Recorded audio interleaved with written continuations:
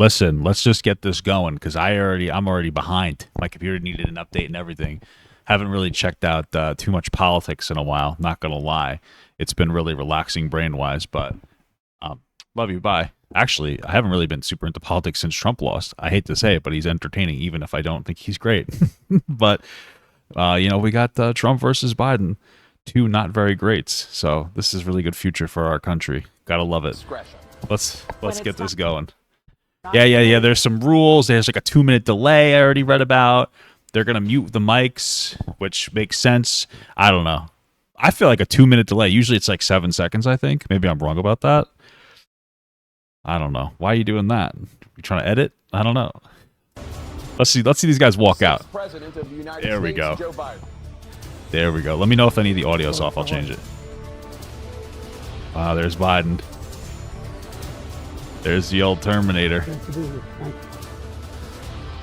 are you talking to, man? And please welcome the 45th president you barely hear him. of the United States, Donald Trump.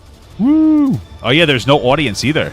Thank you for the $2 from GD. John F. Kennedy's tragically passed away. Incredible. Why is this opening? Gentlemen, thanks so much for being here. Let's begin the debate, and let's start with the issue that voters consistently say is their top concern, the economy. Yes, it's working. Oh, okay, never mind.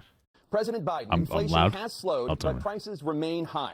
Since you took office, the price of essentials has increased. For example, a basket of groceries that cost $100 then now costs more than $120. Damn. And typical home prices have jumped more than 30%. What do you say to voters who feel they are worse off under your presidency than they were under President Trump? I mean, like, realistically speaking, you hate to say it, but the reality is, bro, that like a lot of this inflation is because of corporate profits. I think they make up like 30% of inflation. It's incredible. Thank you so much for the $2, Ellie. I'd for you, Papa. Yeah, thanks. I don't know if that's a good vote. I'll take a look at what I was left when I became president, what Mr. Trump left me. We had an economy that was in free fall. Well, yeah, the economy was terrible because of COVID. Okay, that's obviously the reason why. Now, personally, tax cuts from Trump, it wasn't exactly a good idea because we were never going to afford it. Our annual federal deficit went up. It was like $650 billion that when he got it from Obama. Obama lowered it from $1.3 trillion from Bush, and then Trump inflated it to another back to $1 trillion because of these tax cuts, which were never going to pay themselves off. We basically the extra $10 we got in our checks was basically us going to the bank, taking out money and taking out a loan and saying, "Look, I'm making more money." It wasn't sustainable, but his economy was good. It just wasn't sustainable. But then obviously he left off with the COVID fucked everybody. The pandemic was so badly handled. I can't increase the debate. All he said was, "It's not that serious. Just inject a little bleach in your arm. You'll be all right." What the hell are you talking about? The economy collapsed. There were no jobs. Unemployment rate rose to 15%. It was terrible. And so what we had to do is try to put things back together. Well, yeah, okay, so we kind of got into COVID a little bit. Like, yeah, Trump's managing of that I don't think was great, but he's kind of rambling. Again. And that's exactly what we began to do. We created 15,000 new jobs. We brought out a position where we have 800,000 new manufacturing jobs, but there's more to be done. There's more to be done. Working class people are still in trouble. I come from Scranton, Pennsylvania. I come from households where the kitchen table, if the things weren't able to be met during the month, it was a problem. The price of eggs, the price of gas, the price of housing, the price of a whole range of things. That's why I'm working so hard to make sure I deal with those problems. And we're going to make sure that we reduce the price of housing. We're going to make sure we build 2 million new units. We're going to make Thank you for the $2 from Angry Toast. Big American God is returned. Yeah, thank you for the $2 from the Cal the Inquisitor. What do you think about RFK? I haven't looked into him too much. Like I said, I haven't been really into politics too much. Rents, so corporate greed can't take over. The combination, what I was left with in corporate greed is the reason why we're in this problem right now. In addition to that, we're in a situation where if you take a look at all that was done in his administration. I'm surprised he's talking as clearly as he is. He didn't do much at all. By the time he left, things were in chaos. Literally chaos. And so we put things back together. We created, I said, those jobs. We make sure we had a situation where we brought down the price of prescription drugs, which is a major issue for many people. I will say I take a lot of prescription drugs, and they aren't really that expensive, except for my Farxiga. It's crazy, but I go to Costco and they give me a coupon, so it's actually only $15 a month. $15 for an insulin shot as opposed to $400. No senior has to pay more than $200 for any drug, all the drugs they can include beginning next year. Give me those drugs. The situation is we're going to make that available to everybody, to all Americans. So we're working to bring down the price around the kitchen table, and that's what we're going to get done. Thank you. President Trump? We have the greatest economy in the history of our country. We have never done so well. Again, there wasn't a sustainable, like we would never have been able to sustain it. We would have had to hit like a 6.6% consistent GDP, which was never going to happen. No economists projected it. And we hit like a 4.4 at like 1/4 at most, which is good. But again, like we couldn't afford the tax cuts. His tax cuts were not good. They weren't sustainable. It wasn't helpful. Everybody was amazed by it. Other countries were copying us. We got hit with COVID.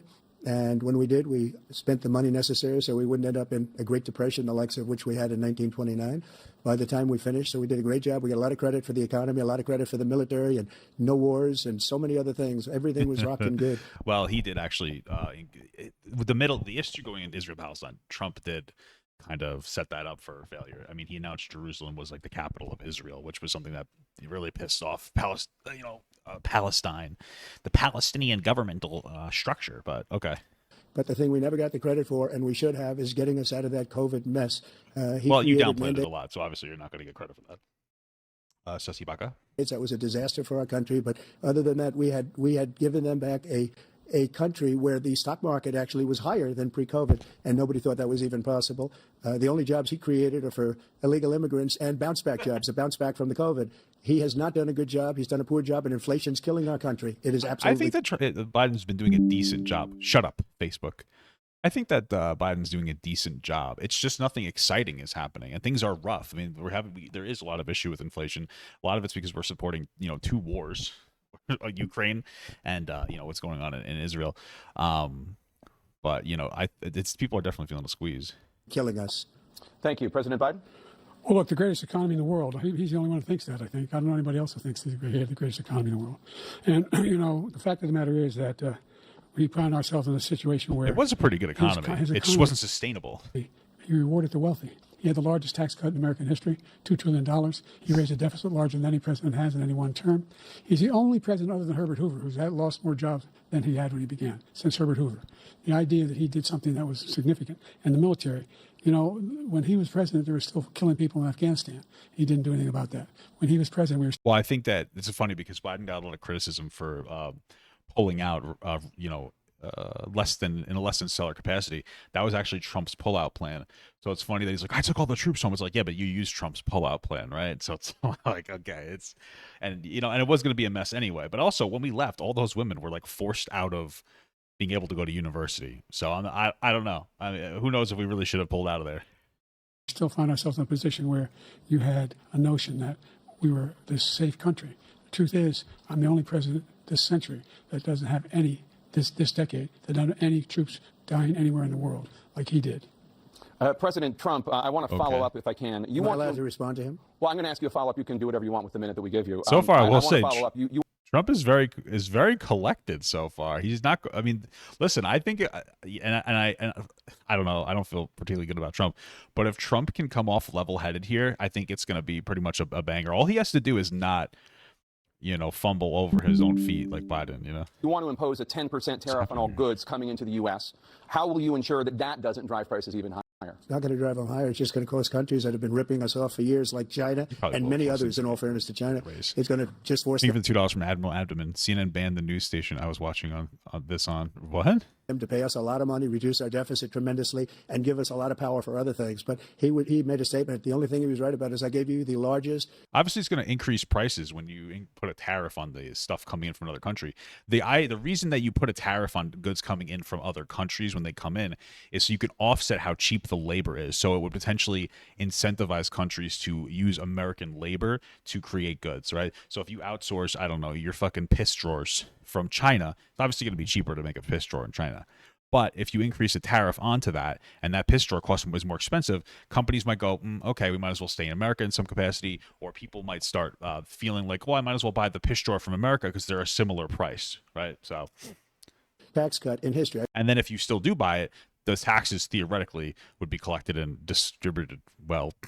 Not that happens. They also gave you the largest regulation cut in history. That's why we had all the jobs. And the jobs went down and then they bounced back. And he's taking credit for bounce back jobs. You can't do that. He also said he inherited 9% inflation. Now, he inherited almost no inflation, and it stayed that way for 14 months. And then it blew up under his leadership because they spent money like a bunch of people that didn't know what they were doing. And they don't. Well, you did just say that you guys spent a bunch of money, and that was a good thing for the economy to bounce back. So you can't really criticize that. Know what they were doing. It was probably the worst administration in history. There's never been. And as far as Afghanistan is concerned, I was getting out of Afghanistan, but we were getting out with dignity, with strength, with power. Like I said, again, Biden just used Trump's pullout plan. So it was the most embarrassing day in the history of our country's life.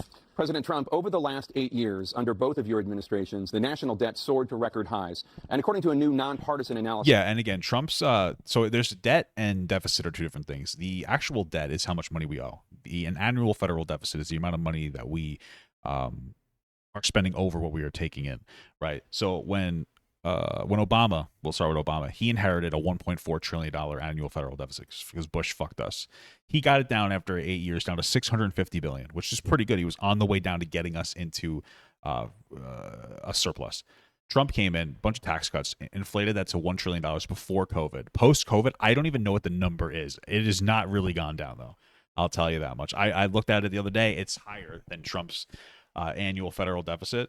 You could argue it's because we're coming out of COVID kind of still, but like Biden hasn't exactly been a pinnacle of getting us into a surplus. As President Trump, your administration approved $8.4 trillion in new debt. Well, so far, President Biden, you've approved $4.3 trillion in new debt. So former President Trump, many of the tax cuts that you signed into law are set to expire next year. You want to extend them and go even further, you say. With the U.S. facing trillion-dollar deficits and record debt, why should top earners and corporations pay even less in taxes than they do now? Because the tax cuts spurred the greatest economy that we've ever seen. Yeah, and I understand that tax cuts will spur that, but the reality is that like while it's frustrating that our taxes don't go, all of our taxes don't go to what they need to go to, we need taxes to fund things like schools, police officers, national parks, fire departments, some hospital in some capacity, I believe, or is that, I don't know if, I think we have some public services, Medicare, Medicaid, Social Security, there's a lot of different things, the grants for roads, bridges, there's a lot of different things that it goes to. So we can't just say, hey, just cut taxes. Like, it's a nice idea. Nobody wants to pay taxes. But the reality is you can't just cut taxes. Like, yes, of course, it's going to spur the economy. But, like, are we getting our bang for our buck? Is cutting taxes as effective as increasing or figuring out a better way to tax rich people to decentivize them from paying themselves so much and actually incentivizing them to pay their employees better, right? Because if you think about it, if you're like, hey, it's a little more complicated than this, but if you're like, hey, listen, we're going to tax you at a greater rate after you hit a certain amount of money. That's how our tax system works. It's a marginal tax rate, right? You're more likely as a business owner to be like, okay, I guess I'll pay my employees a little better. Or you'll just say, fuck it, and you'll take a huge tax hit. And again, theoretically, we take those taxes and redistribute them well, right? But a lot of these are very theoretical. Prior to COVID, and even after COVID, it was so strong that we were able to get through COVID much better than just about any other country. But we spurred, that tax spurred. Now, when we cut the taxes, as an example, the corporate tax was cut down to 21% from 39%, plus beyond that. We took in more revenue with much less tax, and companies were bringing back trillions of dollars. We didn't bring in enough revenue to offset it at all. Dollars back into our country. The country was going like never before, and we were ready to start paying down debt. We were ready to start using the liquid gold under our feet. We were nowhere close to paying down debt. Gas right under our feet. We were going to have something that nobody else has had. We weren't. We got hit with COVID. We did a lot to fix it. I gave him an unbelievable situation with all of the therapeutics and all of the things that we came up with. We gave him something. The biggest issue, though, is not Trump downplaying the actual severity and reality of COVID more than anything else. So he could have been done better. But remember, more people died under his administration, even though we had largely fixed it. More people died under his administration than our administration, and we were right in the middle of it, something which a lot of people don't like to talk about. But I don't think that's true at all. Not from COVID. No, more people didn't die from COVID. What is he talking about? He's just lying. He had far more people dying in his administration. He did the mandate, which is a disaster, mandating it. The vaccine went out. He did a mandate on the vaccine, which is the thing that people most objected to about the vaccine. I hated having to get the vaccine. My wife had to get her vaccine for her work, and I hated getting it because I got it with her since she had to get it because I was skeptical. It came out very quickly. But the reality is that it was a good thing to mandate the vaccine because people died. I think in the first 3 years of COVID, the excess death rate, the excess mortality rate was 1 million people. Obviously, that's coming the majority from COVID, right? The excess death rate we've tracked for the past 100 years, like death rates, car accident rates, everything, and we had like 1 million more people died from the start of COVID for in the first 3 years because of that. There's no other reason why. The mandate sucked. Everybody hated it, but it was a necessary thing. And he did a very poor job, just a very poor job. And I will tell you, not only poor there, but throughout the entire world, we're no longer respected as a country. They don't respect our... What are you talking about? Like, we're fighting a proxy war with Russia. We're winning through Ukraine. We're still respected when it comes to like the Israel-Palestine conflict. Who doesn't respect us? Nobody will fuck with us in any like meaningful capacity. What is he talking about? Our leadership, they don't respect the United States anymore. We're like a third world nation between weaponization of his election, trying to go after his political opponent. When did he do that? All of the things he's done. But Trump quite literally was threatening to withhold like money from Ukraine unless they would give him opposition research against Hillary Clinton or excuse me, Joe Biden. What the fuck is he talking about? What is he talking about? What? Become like a third world nation, and it's a shame. The damage he's done to our country. I will say he's not doing great at the border, and he just started saying, "Hey, we're going to do something at the border." That's because he wants to get more conservative votes. But like, he's not doing horribly given the circumstances. And I'd love to ask him, and will, why he allowed millions of people to come in here from prisons, jails, and mental institutions to come into our country. True. And it's like, you made us all get a fucking vaccination, which I understand, but then like none of these motherfuckers coming from the border seem to, you know what I mean? It's like, well, is there a vaccine mandate for them too? You know, I'm just saying. I will say like that's part's true, man. Like, there really needed to be more done at the border. You know, I feel empathetic for people who come in here and they want to work and stuff, but like, you know, we can only have so many people here. And destroy our country. Like, I'm fine with immigration as long as we have good control over it. You know what I mean? But even the asylum seeking process seems to be very easy to abuse. Thank you for the $2 from generic user 1029. I'm confused. When will these two elderly men kiss? Hopefully soon. President Trump, we will get to immigration later in this block. President Biden, I want to give you an opportunity to respond to this question about the national debt. He had the largest national debt of any president in a 4-year period, number one. Number two. Yeah. And again, that was a lot of that was because his irresponsible spending, but also a lot of that was COVID too, right? Like, basically up until COVID, he inflated the annual federal deficit, but a lot of it was post that was COVID. So you can't shit on him for the entire thing. $1 trillion tax cut benefited the very wealthy. What I'm going to do is fix the tax system. For example, we have 1,000 trillionaires in America. I mean, billionaires in America. Damn, I'm about to say trillionaires? Holy fuck. Happening? They're in a situation where they, in fact, pay 8.2% in taxes. Yeah, well, that's because they have the money already, so they're able to pay themselves less money. So you have to really figure out how you're going to tax their wealth, like maybe a wealth tax, like tax people's overall wealth after you, have assets equaling $1 million or $10 million or $100 million or more. Because these billionaires, they're not paying themselves money, really. I think they're just paying themselves in like stocks or whatever. I'm not, super educated on it, but they're not paying. Like I remember listening to Warren Buffett talk about how he pays himself $100,000 a year. Of course they're not paying a whole lot of money on their shit. They just paid 24%, 25%, either one of those numbers. They'd raised $500 billion, I should say, in a 10-year period. We'd be able to wipe out his debt. We'd be able to help make sure that all those things. $500 billion in a 10-year period is not wiping out his debt in any capacity. We need to do child care, elder care, making sure that we continue to strengthen our healthcare system, making sure that we're able to make every single solitary person eligible for what I've been able to do with the with the COVID. Dealing with everything we have to do with medication. If we finally beat Medicare. There we go. Thank you, President Biden. President Trump. I don't know if that cutoff was good or bad for him. Okay. I think he was going to talk about expanding medications to like the medication, like cheaper medications to people. Well, he's right. He did beat Medicare. He beat it to death, and he's destroying Medicare. Because I'm pretty sure, like, conservatives in general, I know this for a fact, are trying to destroy Medicare and Medicaid. I don't know what the fuck Trump is talking about here. All of these people are coming in. They're putting them on Medicare. They're putting them on Social Security. They're going to destroy. So people that are coming in, some of them are going on to our welfare systems. That's true. Social Security. This man is going to single-handedly destroy Social Security. These millions and millions of people coming in. Social Security's been getting shit on for a while now. They're trying to put them on Social Security. He will wipe out Social Security. He will wipe out Medicare. So he was right in the way he finished that sentence. And it's a shame. What's happened to our country in the last 4 years is not to be believed. Foreign countries, I'm friends with a lot of people, they cannot believe what happened to the United States of America. We no longer respect it. They don't like us. That's not true. We give them everything they want, and they think we're stupid. They think we're very stupid people. What we're doing for other countries, and they do nothing for us. What this man has done is absolutely criminal. Thank you, President Trump. Tana? This is the first. Again, I agree. We need to do more at the border, but presidential. Nobody disrespects us as a country, like foreign leader wise. People make fun of Americans all the time, but also take the L. You guys eat mushy peas in your country. Election since the Supreme Court overturned Roe v. Wade. This morning, the court ruled on yet another abortion case, temporarily allowing emergency abortions to continue in Idaho, despite that state's restrictive ban. Yeah, listen, I don't like abortions. I would never want to get one. My wife and I want to have kids. We're older now. I don't like the concept of getting it myself, but I understand that it's like a necessary evil. That's just the reality of the situation that I look at it. I don't care to go into a whole fucking thing about my exact stance on abortion, but like, yeah, I think it should be available.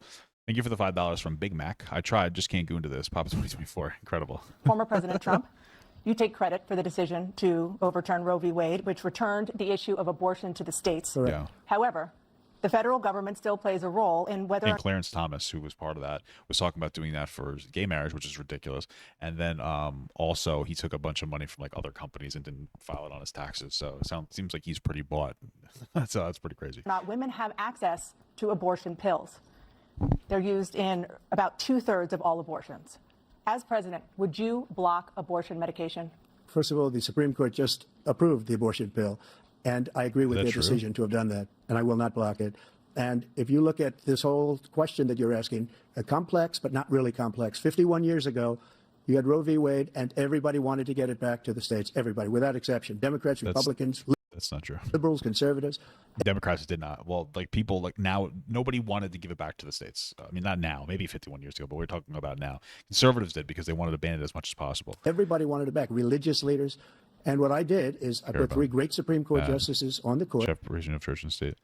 Yeah, which was shitty. Obama should have been able to get one. Frankly, what I think we should do with Supreme Court is every term should get one, and then to forcefully retire the oldest person or the longest running Supreme Court justice. It just makes the most sense to me. You should like that gives you what, like a 28-year term, I think. Right, there's 7 justices. If there's not, I didn't say that. I think there's 7 justices. So every 4 years, you put a new one in, forcefully retire the old one. And then this way, I think that's just more fair because Trump shouldn't have been able to get 3 Supreme Court justices, especially since they stalled the first one. I mean, you know, Obama should have got that one, but like the conservatives stalled it for like a year or 2 so that Trump would be able to get it. Like, yeah, I really, there needs to be a better system for our Supreme Court justices because obviously they do have their biases regardless. So I think that would be better. And they happened to vote in favor of killing Roe v. Wade and moving it back to the states. This is something that everybody wanted. Now, 10 years ago or so, they started talking about how many weeks and how many this and getting into other things. But every legal scholar throughout the world, the most respected, wanted it brought back to the states. I did that. Now the states are working it out. If you look at Ohio, it was a decision that was an end result that was a little bit more liberal than you would have thought. Kansas, I would say the same thing. Texas is different. Florida is different. But they're all making their own decisions right now. And right now, the states control it. That's the vote of the people. Like Ronald Reagan, I believe in the exceptions. I am a person that believes. The problem is that like less than 25% of the country wants abortion to be legal. And so like it seems like it really should just be legal across the board. You know, there are people who get like sexually assaulted or, you know, have these significant problems and they just don't have access to getting an abortion in some states now. I think it's important to believe in the exceptions. Some people, you have to follow your heart. Some people don't believe in that. But I believe in the exceptions for rape, incest, and the life of the mother. I think it's very important. Fair. Some people don't. Follow your heart. But he's coming off pretty reserved here. Like looks good for Trump, honestly, so far. You have to get elected also, and because that has to do with other things. That's all he has to do is he just has to sound reasonable, and Trump wins this debate. It doesn't even matter that he's lying for some of the things he's saying. He just sounds much better than Biden. The problem they have is they're radical because they will take the life of a child in the 8th month, the 9th month, and even after birth. After birth, if you this is not happening in any meaningful capacity outside of like some incredibly fringe cases. Look at the former governor of Virginia. Nobody's getting to their 3rd trimester and going, yeah, let's eat this fetus. Like those are the that's just not happening in any. I'm sure it is happening, but not in any meaningful capacity. Only in like very rare special circumstances. Yeah, he was willing to do this. He said, "We'll put the baby aside and we'll determine what we do with the baby," meaning we'll kill the baby. What happened is we brought it. The only time that would happen is if like the baby has a significant impairment that's going to make them have almost no value of life or die. Like you see some of these TikTok moms taking advantage of their kids that are hooked up to life support. They have like huge swelled heads. They can't perceive anything that's going on. They're basically, it's sad to say, but I would rather have been aborted than that. And that's so horrible and sad. It's such a hard thing to say and to even want to do. But these are the cases we're talking about. Nobody's in 3rd trimester going, I just want to get rid of this healthy fetus or whatever stage it's in. So back to the states, and the country is now coming together on this issue. It's been a great thing. Thank you. President Biden? It's been a terrible thing, what you've done. The fact is that the vast majority of constitutional scholars supported Roe when it was decided, supported Roe. I will say that you probably should have, whatever it's called, like you should have finalized this or codified this or whatever the fuck it's called, like they did for gay marriage. They finally did that, but you guys should have done that. You guys had like 50 years to do it. So That's this idea that they're all against it is just ridiculous. And this is the guy who says the state like it should shouldn't have had to just be the Supreme Court ruling that maintained abortion rights across the country. This should have been something that was maintained through laws. After you get the Supreme Court ruling, you codify that into law, federal law. This shouldn't have even been something that was up for contention. We're in a state where in 6 weeks, you don't even know whether you're pregnant or not, but you cannot see a doctor and have him decide on what your circumstances are, whether you need help. The idea that states are able to do this is a little like saying we're going to turn civil rights back to the states. Let each state have a different rule. I mean, again, Clarence Thomas and other conservatives like Ted Cruz, Clarence Thomas is a Supreme Court justice, they were saying they want to do the exact same thing for gay marriage. So he's not necessarily wrong in this comparison that like, yeah, they would, if they, you know, they would do, they did it for abortion. They want to do it for gay marriage. You know, where does it stop? You know, look, there's so many young women who have been, including a young woman who just was murdered, and he went Thank to you the for funeral. the $5 from that guy. When are we bringing on the Vermin Supreme? I don't know. The idea that she was murdered by an immigrant coming in. They talk about that, but here's the deal: there's a lot of young women being raped by their in-laws, by their spouses, brothers and sisters. It's just ridiculous. What the hell are you talking about? They can do nothing about? about it, and they try to arrest them when they cross state lines. Thank you. There have been many. What the fuck is? Did I miss something? How did we get from abortion to blaming illegal immigrants for rape? There are some people in general who commit sexual crimes. I think. But what the fuck were we talking about? What? Young women murdered by the same people he allows to come across our border. We have a border that's the most dangerous place anywhere in the world, considered the most dangerous place anywhere in the world. And he opened it up, and these killers are coming into our country, and they are raping and killing women. And it's well, it does seem to be an issue with some illegal immigrants coming in and committing heinous crimes, and it seems like they are at a disproportionately higher rate. I agree with that. I think that he did shit at the border. So. Terrible thing. As far as the abortion is concerned, it is now back with the states. The states are voting. In many cases, it's frankly a very liberal decision. In many cases, it's the opposite. But they're voting, and it's bringing it back to the vote of the people, which is what everybody wanted, including the founders, if they knew about this issue, which frankly they didn't. But they would have. Everybody wanted brought back. Ronald Reagan. I'm not super concerned with what the founding fathers wanted. One, because they drank a lot of alcohol, which was pretty badass. But also because like they're old as fuck. Like I don't think that they knew that we were like. They didn't understand how far we would come. So we have to change some rules. We're a little bit beyond that point. Also, I'm sure they've given fucking after they sexually assaulted their slaves. I'm sure they. Got them forceful abortion, so I'm sure they would be up on top of the abortion rights. Let's be real, okay? Wanted it brought back. He wasn't able to get it. Everybody wanted it brought back, and many presidents had tried to get it back. I was the one to do it. And again, this gives it the vote of the people, and that's where they wanted it. Every legal scholar wanted it that way. That's not true. Staying on the topic of abortion, President Biden, 7 states. I'll let you do that. But again, he comes off as reasonable with the idea of like, well, the states got to choose their own rights, So like that comes off as reasonable. I'm not gonna lie. Same topic. 7 states have no legal restrictions on how far into a pregnancy a woman can obtain an abortion. Do you support any legal limits on how late a woman should be able to terminate a pregnancy? Absolutely. Like, I don't think that you should be able to just terminate a baby in the third trimester or whatever it's called, unless there is a threat to the child or the mother or some extenuating circumstance. I would personally, I would keep it to the first trimester, second and third, based on particular circumstances, or depending on what they are. That's very loose, but I don't think that that's super, super hot take. But I don't think that you should be able to take a perfectly healthy like 7 month and be like, yeah, fuck this, and I don't think it's like that. But if it is, that's terrible. I supported Roe v. Wade, which had 3 trimesters. The first time is between the woman and the doctor. Second time is between the doctor and an extreme situation. The third time is between the doctor, between the woman and the state. The idea that the politicians... What the fuck are you talking about? Are you talking about the trimesters? What? That the founders wanted the politicians to be the ones making decisions about women's health is ridiculous. That's the last. No politician should be making that decision. A doctor should be making those decisions. That's how it should be run. That's what you're going to do. And if I'm elected, I'm going to restore Roe v. Wade. Well, it makes sense fundamentally. And first of all, I agree with you saying Roe v. Wade. It makes sense fundamentally for states to be able to vote on or people, us as a collective, to be able to vote on moral issues. That is how we construct laws. So that means he can take the life of the baby in the 9th month. And even after birth, because some states, Democrat run, take it after birth. Again, the former governor of Virginia, put the baby down, then we decide what to do with it. So he's willing to, as we say, rip the baby out of the womb in the 9th month and kill the baby.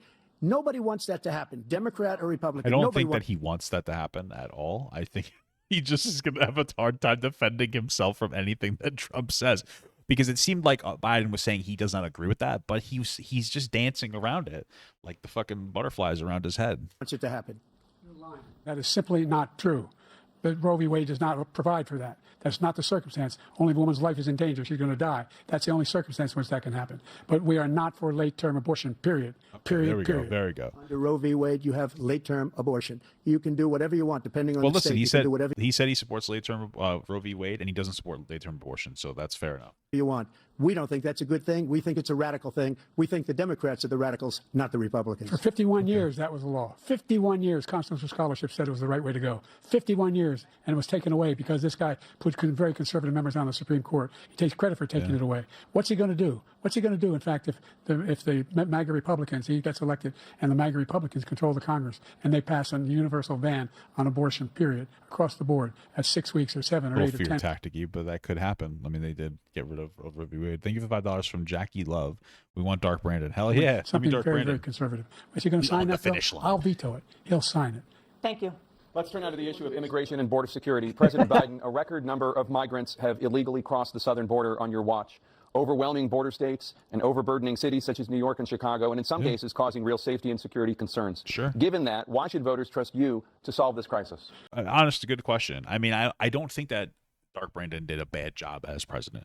You know, I think a lot of the inflation had to do with the different wars we were supporting. I agree with supporting Ukraine and Israel. I don't agree with all the actions, especially of Israel, but I do fundamentally agree with the support of those countries. It shows strong allyship in other countries. It shows other countries, other trade partners, that we will defend you if something happens, which increases our strength, our influence, and our ability to do better trade deals, et cetera, which I believe in. I believe in spreading Western values. Western values to me are freedom for, you know, your own people, gay people, trans people, women, children, workers' rights, men's rights, across the board better. I agree with spreading those things fundamentally. So I agree with, like, you know, we have to help our allies. I think it shows a positive strength. We don't want Russia or China taking over in some capacity. Russia's playing like, how far can I push? We should be supporting against that. A lot of the inflation has to do with that. I think a lot of it's corporate greed as well. So I agree that he did decently with all that, except for the border. The border's where I have a problem. Right, like I don't like, and he hasn't said that he's going to do anything about it until it's time for we're getting in that election period. Oh, guy, because I saw like last week, hey, we're going to do something about the border, and it's like, why now? Obviously, because you want you obviously it's because you want to get the vote. Because we worked very hard to get a bipartisan agreement that not only changed all of that, it made sure that we are in a situation where you had no circumstance where they could come across the border with the number of border police there are now. We significantly increased the number of asylum officers. By the way, the Border Patrol endorsed my position.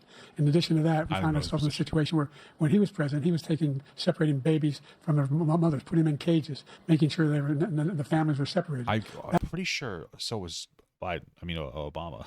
Like, I hate to say it, but they would come across the border. They would separate the kids from their parents to see, I think, if the parents and the kids actually belonged with each other, and that they weren't being like trafficked across there.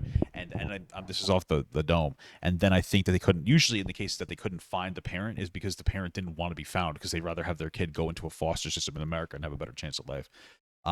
So just being, I'm pretty sure that's not the right way to go. What I've done since I've changed the law, what's happened?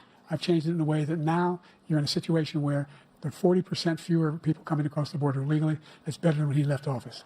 And I'm going to continue to move until we get the total ban on the total initiative relative to what we can do with more Border Patrol and more asylum officers. President Trump? I mean, when did he decide to do this? I'm pretty sure that this is somewhat recent. This is like a month ago. This is June 4th, where he decided to be harder on the border. It's like, okay, cool, but like that's not since the start of it. I really don't know what he said at the end of that sentence. I don't think he knows what he said either. Look, we had the safest border in the history of our country. The border, all he had to do was leave it. All he had to do was leave it. He decided to open up our border, open up our country to people that are from prisons, people that are from mental institutions, insane asylum, terrorists. We have the largest number of terrorists coming into our country right now, all terrorists, all over the world, not just in South America, all over the world. They come from the Middle East, everywhere, all over the world they're pouring in. And this guy just left it open. And he didn't need I'm not sure they're coming in all over the world illegally, but okay. Legislation, because I didn't have legislation. I said, close the border. We had the safest border in history. In that final couple of months of my presidency, we had, according to Border Patrol, who is great, and by the way, who endorsed me for president, but I won't say that, but they endorsed me for president.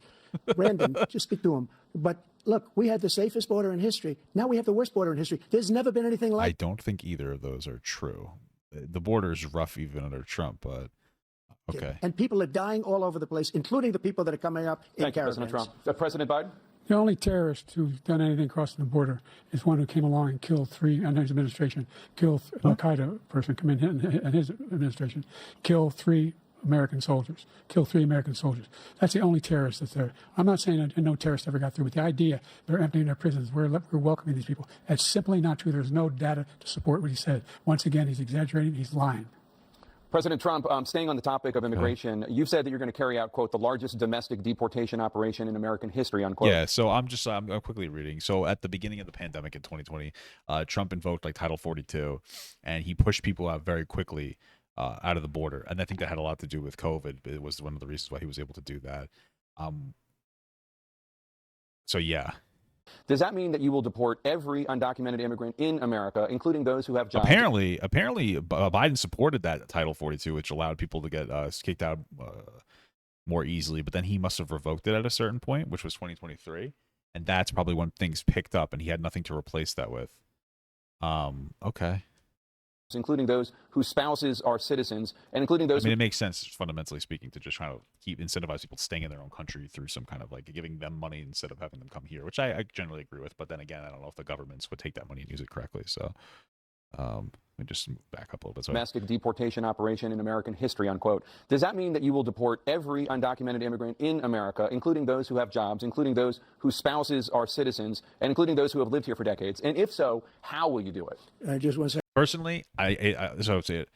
Whoever's here now, I don't think that we should necessarily, or has been here for a long time, I don't think we should necessarily focus on that. I'm more interested in focusing on people who are coming in now. So, like, let's stop the flow of people coming in. The reality is that illegal immigrants that are here they do jobs we don't want to do. So they are helping. If you kick them all out, we would have no pizza places left, okay? Because they're no, but it would have a negative impact on the economy. So instead of saying like, hey, let's kick everybody out, how about we stop people from coming in unless it's legal? I think that's the much better idea. Second, he said we killed 3 people. The people we killed are al-Baghdadi and Soleimani, the 2 greatest terrorists, biggest terrorists anywhere in the world. And it had a huge impact on everything, not just border, on everything.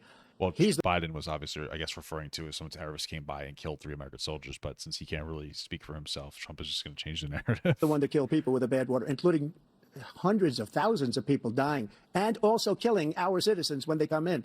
We are living right now in a rat's nest. They're killing our people in New York, in California, in every state in the union. Yeah, and I don't know, man. I saw like there was one who, there were a couple of guys who like attacked police officers and they got away with it. It's like, Jesus fucking Christ. It's getting crazy, man. It's fucked up. Not borders anymore. Every state is now a border. And because of his ridiculous, insane, and very stupid policies, people are coming in and they're killing our citizens at a level that we've never seen. We call it migrant crime. I call it Biden migrant crime. They're killing our citizens at a level that we've never seen before. And you're reading it like I don't think it's that bad. It's just not good. Just to be clear, a lot of these headlines are getting blasted at us. So when we see them, it makes the problem seem like it's more of a problem than it is. And I'm sure that I fall victim to that to some extent as well. Because that's what's happening. Like you see reports from all around the country. So you see like, oh, we saw 5 reports this year of something happening. It's like, yeah, but these are all across the country. Year over year, we are safer in general as a country. But still, it does seem like there's a pretty big issue. 3 incredible young girls over the last few days. One of them, I just spoke to the mother, and he just had the funeral for this girl, 12 years old. This is horrible what's taken place. Oh, was that the 12-year-old girl who was like raped by a bunch of people? Is that who I was talking about? That was horrible. It's taken place in our country. We're literally an uncivilized country now. He doesn't want it. I hate to say it, but like for stuff like that, I think we need to bring back like very aggressive capital punishment. I don't want to say exactly, what I think that we should do, but he just doesn't know. He opened the borders. Nobody's ever seen anything like, and we have to get a lot of these people out, and we have to get them out fast because they're going to destroy our country. Just take a look at where they're living. They're living in luxury hotels in New York City and other places. Our veterans are on the street. They're dying because he doesn't care about our veterans. He doesn't care. He doesn't like the military at all. What? So those are two very different issues. Obviously, conservatives, Democrats and Republicans don't give a shit about our veterans. Let's just be absolutely real. People that are homeless in general, typically it's because of a mental health issue. Whether they have a mental health issue that led them to being on the streets, like a lot of veterans, or being on the streets has either created their mental health issues or exacerbated them, because a lot of times people become very dependent on drugs. There's a lot of anxiety living on the streets, et cetera, et cetera. A lot of this has to do with we need to have more robust social workers and better infrastructure for social work to help people not be homeless. That is a separate issue from the immigrant crisis or the migrant crisis. Again, like neither side gives a fuck about our anybody with mental health issues. I'd say Democrats generally care more, but nobody's really doing anything about homelessness. So it's not like Trump's like, let's get all these illegals out and then I'm going to help the vets. He's not going to do that. To be really. And he doesn't care about our veterans. Nobody been worse. I had the highest approval rating for veterans taking care of the VA. He has the worst. He's gotten rid of all the things that I approved. Choice that I got through Congress, all of the different things I approved, they abandoned. We had by far the highest, and now it's down in less than half because he's done all these great things that we did. And I think he did it just because I approved it, which is crazy.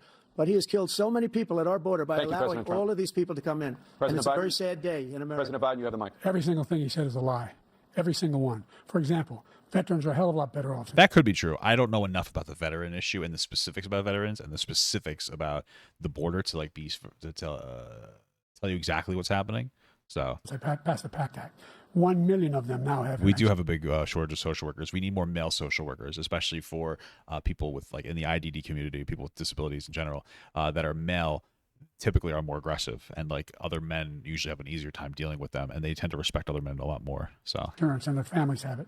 Their families have it because what happened, whether it was Agent Orange or burn pits, they're all being covered now. Who's Agent Orange? His group opposed that. We're also in a situation where we have great respect for veterans. My son spent a year in Iraq, living one next door in those burn pits. Came back. He also spent a year on crack. Okay. Stage 4 glioblastoma. Oh, sorry. I think that's the one who passed away. Rest in peace. Sorry. I was recently in France for D-Day, and I spoke all about those heroes that died. I went to the World War II cemetery, World War I cemetery he refused to go to. He was standing with his 4-star general, and he told me, he said, I don't want to go in there because they're a bunch of losers and suckers. My son was not a loser, was not a sucker. You're the sucker. You're the loser. President Trump? Okay. First of all, that was a made-up quote, suckers and losers. They made it up. It was in a third-rate magazine that's failing, like many of these magazines. He made that up. He put it in commercials. We've notified him. I don't think that's made up, but okay. We had 19 people that said I didn't say it. And think of this. Who would say I'm at a cemetery or I'm talking about our veterans? Because nobody's taken better care. I'm so glad this came up, and he brought it up. There's nobody that's taken better care of our soldiers than I have. To think that I would in front. Do you want me to repeat about what I said about IDD? Or are you specifically talking about men in the the IDD community, intellectual developmentally disabled, tend to be more difficult to deal with when it comes to their aggression problems than women? A lot of times there is a lot of sexual repression when it comes to people. Either they're deemed non-consenting because they're developmental, in whatever their brain age is. I'm going to say it very crassly, or they're not taught the right way to satisfy those cravings, right? It sounds weird, but you need to teach people how to masturbate in the IDD community. One is especially when the right time is, okay? Because it's not when you're at the movie theater. But it manifests in a lot of aggressive behaviors. And having male social workers, is very important because it's difficult for women to deal with these guys. There are these guys that are like 6 foot tall. There are guys my size that have it in the IDD community that are in these houses. They're very aggressive. They're very sexually aggressive, very sexually repressed. They don't know how to properly expel their anger. Their care isn't necessarily the best because it can be very difficult to encourage the correct conditions. And they're like hitting people and stabbing people and hurting people. Other men have an easier time dealing with people in the IDD community that have these aggressive behaviors. Of generals and others say suckers and losers. We have 19 people that said it was never said by me. It was made up by him, just like Russia was made up. Just like Just to be clear, like Trump, like Russia, it was a fact. There was no Russian collusion, but it was a fact that Russia was using misinformation campaigns through Facebook, Instagram, Twitter, et cetera, to get Trump elected. They had it. They wanted to. They were trying to sow chaos, right, in our system. So that's a fact. Okay, that's what we found in the report, like the Russia report, the Mueller report. it was politicized by CNN. This is the problem. CNN every week was like, "Oh my God, he did it! He did it! He did it! He did it! He did it!" When it came time where the reports like, "Hey, there was Russia had an inch, like they were trying to sway the outcome of the election, but there was no Russian collusion." Now CNN looks like a bunch of fucking idiots, right? So Trump gets to sit here and go, "See, Russia collusion wasn't real," because CNN, MSNBC, other organizations like that, they were falsely basically like, it's fucking D-Day again every goddamn day. It's fucking D-Day. Trump did that. He didn't collude, right? There was interference, but these are two separate things. So now Trump gets to come over here and say, listen, Russian blah blah blah, that was fake. It was fake. And it's like, yeah, well, of course he's gonna say that. 51 intelligence agents are made up. Just like the new thing with the 16 economists are talking, it's the same thing. 51 intelligence agents said that the laptop was Russia disinformation. It wasn't. That came from his son, Hunter. It wasn't Russia disinformation. He made up. And his dick was on there. The suckers and losers. I'm pretty sure all that was on the laptop was Hunter Biden's penis, and that he did drugs, and that he slept with prostitutes. Kind of based. He should apologize to me right now. The 4-star general standing at your side who was on your staff who said you said it, period. That's number one. And number two, the idea that I have to apologize to you for anything along the line. We've done more for veterans than any president has in America. I will say, compared to Biden, he's talking pretty well compared to Biden. Like, Biden's doing well compared to himself. He should definitely get best most improved reading improvement of the year. You know what I mean? History, American history. And they now are in their family. The only sacred obligation we have as a country is to care for our veterans when they come home and their families and equip them when they go to war. That's what we're doing. That's what the VA is doing now. They're doing more for veterans than ever before in our history. All right, thank you so much. Let's move to the topic of foreign policy. I want to begin with Russia's war against Ukraine, which is now in its third year. Former President Trump, Russian President Vladimir. Yeah, I agree with pushing back against Russia. That's just the reality of the situation. Any claim that they have to any land is because they engaged in like systematic starvation and genocide of Ukrainians to take them out of there and implant more Russians there and say we have ownership of this land. We're fighting an ideological war with Russia, and conservatives love Russia. They masturbate to Russia. It's bizarre. It's very anti-American. They are not free in any meaningful capacity. You can't speak out against the government. Men, women, children don't have the same rights, anything. So I believe in spreading our influence and maintaining our influence. Ukraine, everybody has their problems, but they are more progressive than Russia. We should support them as an ally enough to not have their land taken over, even if we can't engage them in NATO, or else that would start like a World War III. So I agree with fighting that ideological war. I agree with showing our strength in general. That gives our other allies confidence to do more trade deals with us and support us more. So I agree with us giving Ukraine what they need. Vladimir Putin says he'll only end this war if Russia keeps the Ukrainian territory it has already claimed and Ukraine abandons its bid to join NATO. Are Putin's terms acceptable to you? First of all, our veterans and our soldiers can't stand this guy. They can't stand him. They think he's the worst commander-in-chief. Their legs are gone. Okay. If that's what you call him, that we've ever had. They can't stand him. So let's get that straight. And they like me more than just about any of them. And that's based on every single bit of information. As far as Russia and Ukraine, if we had a real president, the president that was respected by Putin, he would have never invaded Ukraine.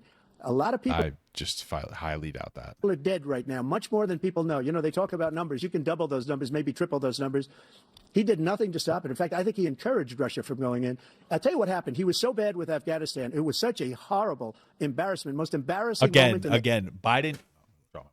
Biden used Trump's exit plan, just to be clear.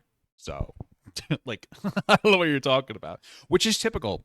You know, when a new president comes in, pretty much everything that happens in the first year of a president's presidency was set in stone by the president before them. There are obviously some things that are changed, but pretty much everything is attributed to the previous president. Like, you're setting the next year up as a president. So that's just generally speaking. So the pullout of Afghanistan is Trump's plan. Biden could have changed it, but it's funny that he's sitting here like, oh, it's terrible, it's terrible. That was your plan, dog, you know? The history of our country, that when Putin watched that and he saw the incompetence, that he should have fired those generals, like I fired the one that you mentioned, and so he's got no love lost. Well, he's fired fired a lot of people that were around him because they disagreed a lot with what he said. He expected everybody to guzzle his cum in his office, and a lot of them pushed back. So fired those generals. No general got fired for the most embarrassing moment in the history of our country, Afghanistan, where we left billions of dollars of equipment behind. We lost 13 beautiful soldiers, and 38 soldiers were obliterated. And by the way, we left people behind, too. We left American citizens behind. When Putin saw that, he said, you know what? I think we're going to go in and maybe take this was his dream. I talked to him about it. His dream.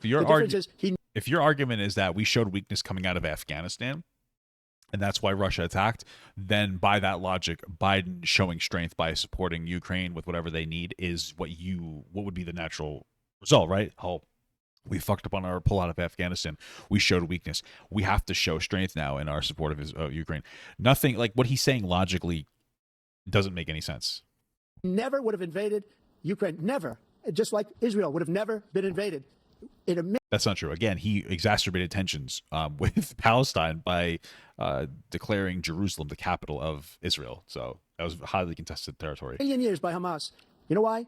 Because Hamas like routinely attacks Israel. What the fuck are you talking about? It's like every 2 years. Broke with me. I wouldn't let anybody do business with them. They ran out of money. They were broke. They had no money for Hamas. They had no money for anything. No money for terror. That's why you had no terror at all during my administration. That's just not true. What are you talking about? This place. Something happens like every 2 years. The whole world is blowing up under him. President Biden? I've never heard so much malarkey in my whole life. Look, the fact of the matter is that we're in a situation where, let's take the last point first. Iran attacked American troops, caused brain damage for a number of these troops, and he did nothing about it recently, not when he was president. They attacked. He said they're just having headaches. I don't know anything about that, so I can't really say. He didn't do a thing when the attack took place, number one. Number two, we got over 100,000 Americans and others out of Afghanistan during that airlift. Number three, we found ourselves in a situation where, if you take a look at what Trump did in Ukraine, this guy told Trump, do whatever you want, and do whatever you want. What? And that's exactly what Trump did to Putin, encourage him, do whatever you want. And he went in. And listen to what he said when he went in. He was going to take Kyiv in 5 days, remember? Because it's part of the old Soviet Union. That's what he wanted to reestablish, Kyiv. And he, in fact, didn't do it at all. He wasn't able to get it. I believe it's a Kiev. A chicken Kiev. Done. Thank you for the $10 from Matthew Foxtrot. Hey, Papa, as someone who grew up in Alabama and lives in Georgia, I could tell you why my family is voting for Trump. In their eyes and in mine, life was easier under Trump money, wise, and was more peaceful. I understand. I do understand why people vote Trump. My mom votes Trump. She's more conservative. My mom likes gay people. Don't worry. I'm gonna probably vote Biden. I understand why people vote Trump. I don't think everybody that votes Trump is like racist. People who wear MAGA hats and fucking chant on the street, they're insane. Those are psychopath cult-esque individuals. Okay, but like people I get it. Like you felt like it was better. I disagree. There was more money in your pocket, but those tax cuts weren't sustainable. And I talked about that earlier in the stream, and I'm not gonna go over it again. But I understand. And they've lost thousands and thousands of troops, 500,000 troops. President Trump, I never said that. For 1 minute, I just want to go back to my original question, which is, are Putin's terms acceptable to you? Keeping the territory in Ukraine? No, they're not acceptable. But look, this is a war that never should have started. If we had a leader in this war. I mean, this is a very smart tactic from Trump to just be like, I don't think they're acceptable, and to not elaborate and just say this never should have started. Because I don't think that I think from Trump's perspective, it's going to be one of those things where it's like, those aren't acceptable. He's not going to elaborate, and his argument would generally be because I would be able to work with Putin to fuck off in some capacity. But again, I think that he would roll over. I personally think he would roll over and allow Russia to keep the territory that they've already claimed. Everybody along. He's given $200 billion now or more to Ukraine. He's given $200 billion. That's a lot of money. I don't think there's ever been anything like it. Every time that Zelensky comes to this country, he walks away with $60 billion. He's the greatest salesman ever. And I'm not knocking him. I'm not knocking anything. Thank you for the $2 from Lord Martin King. Incredible stuff. Thank you, brother. He's saying the money that we're spending on this war, and we shouldn't be spending, it should have never happened. I will have that war settled between Putin and Zelensky as president-elect before I take office on January 20th. I'll have that war settled. People being killed so needlessly, so stupidly, and I will get it settled, and I'll get it settled fast before I take office. President Biden, you have a minute. The fact is that Putin is a war criminal. He's killed thousands and thousands of people. And he has made one thing clear. He wants to reestablish... And there are pictures of him riding a bear. ...part of the Soviet Empire. Not just a piece. He wants all of Ukraine. Yeah, doesn't he want to reestablish communism, guys? What the fuck? That's what he wants. And then you think he'll stop there? Do you think he'll stop when if he takes... No, of course not. I mean, you even have Tucker Carlson guzzling Russia's cum by like going over there and being like, look at how cheap it is to buy groceries in this fucking poor city where groceries are like a third of the price. And the people here, though, they only make a fifth of what you would make in America. It's like, what the fuck? Like, you know what I mean? It's so interesting how some conservatives, more, Republican are literally weirdly on the side of Russia. It's very bizarre to me. It's very anti-American. Ukraine, what do you think happens to Poland? What do you think of Belarus? What do you think happens to those NATO countries? And so if you want a war, you ought to find out what he's going to do, because if in fact he does what he says and walks away, by the way, all that money we give Ukraine and from weapons we make here in the United States, we give them the weapons. That's a good point too. That's actually a great point. Right. So because him say like, well, let's say we did give them $200 billion. I don't know the exact figure. Oh, we give them $200 billion. That's fucking crazy. Well, if we give them $200 billion in United States manufactured weaponry, that's money that goes into our economy, right? So the federal government gets these grants, and then they pay, manufacturers in the United States, and then those people, gun manufacturers, will pay their employees, and then those employees will take that money and they'll use it to pay their house, and they'll use it to buy groceries, and they'll use it to do other stuff that goes into the local economy. So that's a really good positive spin for it. Optically, it looks good. Thank you for the $5 from Evander Jones. My mom went to January 6th, had the Trump cutout, and is a card carrying card carrying my QAnon member. She's insane. She's fucking insane, brother. Money at this point, and our NATO allies have produced as much funding for Ukraine as we have. That's why we're strong. Thank you. Moving on to the Middle East. In October, Hamas attacked Israel, killing more than 1,000 people and taking hundreds of hostages. Among those held and thought to still be alive are 5 Americans. Listen, here's the thing. The Israel and Palestine, very complicated situation. Fundamentally speaking, I overall support Israel more than Palestine and Hamas. There's a lot of there's a very high support for Hamas from Palestinians. Part of that might be because they actually believe in what they're doing. Part of that might be because they're afraid to vote in any way or support in any other capacity. I don't agree with everything Israel's doing, but I generally agree with Israel as the most progressive, westernized, representing country in the Middle East. It's important. It's the most progressive when it comes to rights for men, women, children, gay, trans people. I believe in those things unanimously. Very strong ally, very strong trade partner, financially pretty powerful. I support them overall. Those things matter to me. I don't support everything that they're doing. I also don't support Hamas having very little value for Palestinians. I don't support Israel having very little value for Palestinians. I'm not going to get into the specifics of it. It's a horrific, terrible situation. But I'm not going to qualify every little thing that I say. So, Israel's response has killed thousands of Palestinians and created a humanitarian crisis in Gaza. President Biden, you've put forward a proposal to resolve this conflict. Okay. But so far, Hamas has not released the remaining hostages, and Israel is continuing its military offensive in Gaza. So what additional leverage will you use to get Hamas and Israel to end the war? You have 2 minutes. Number one, everyone from the United Nations Security Council straight through to the G7 to the Israelis and Netanyahu himself have endorsed the plan that put forward. I haven't looked at the plan. Which has 3 stages to it. The first stage is trade the hostages for a ceasefire. Second phase is a ceasefire with additional conditions. The third phase is the end of the war. The only one who wants the war to continue is Hamas, number one. I mean, I don't really know. The only one standing out. Ideally, there would be a strong border established by allying countries that are in good terms with both Palestine and also Israel, and that border being maintained from those other countries with some kind of outside support from probably financial from the United States as well, to maintain that. Hopefully, engage in trade deals for Palestinians, which would allow them to have a more abundance, financially, and would have them higher quality of life. And then hopefully, as time went on, that wound would close. There's really nothing else you could do. Thank you for the $5 from Matthew Foxtrot. Just to clarify, I'm conservative. I'm not MAGA. My uncle is and flies Trump flags on his truck and car. I don't and will never understand that. Yeah, that's crazy. Thank you for the $5 from Lisa Larson. I trade stocks for a living. We make so much money from war. You have no idea.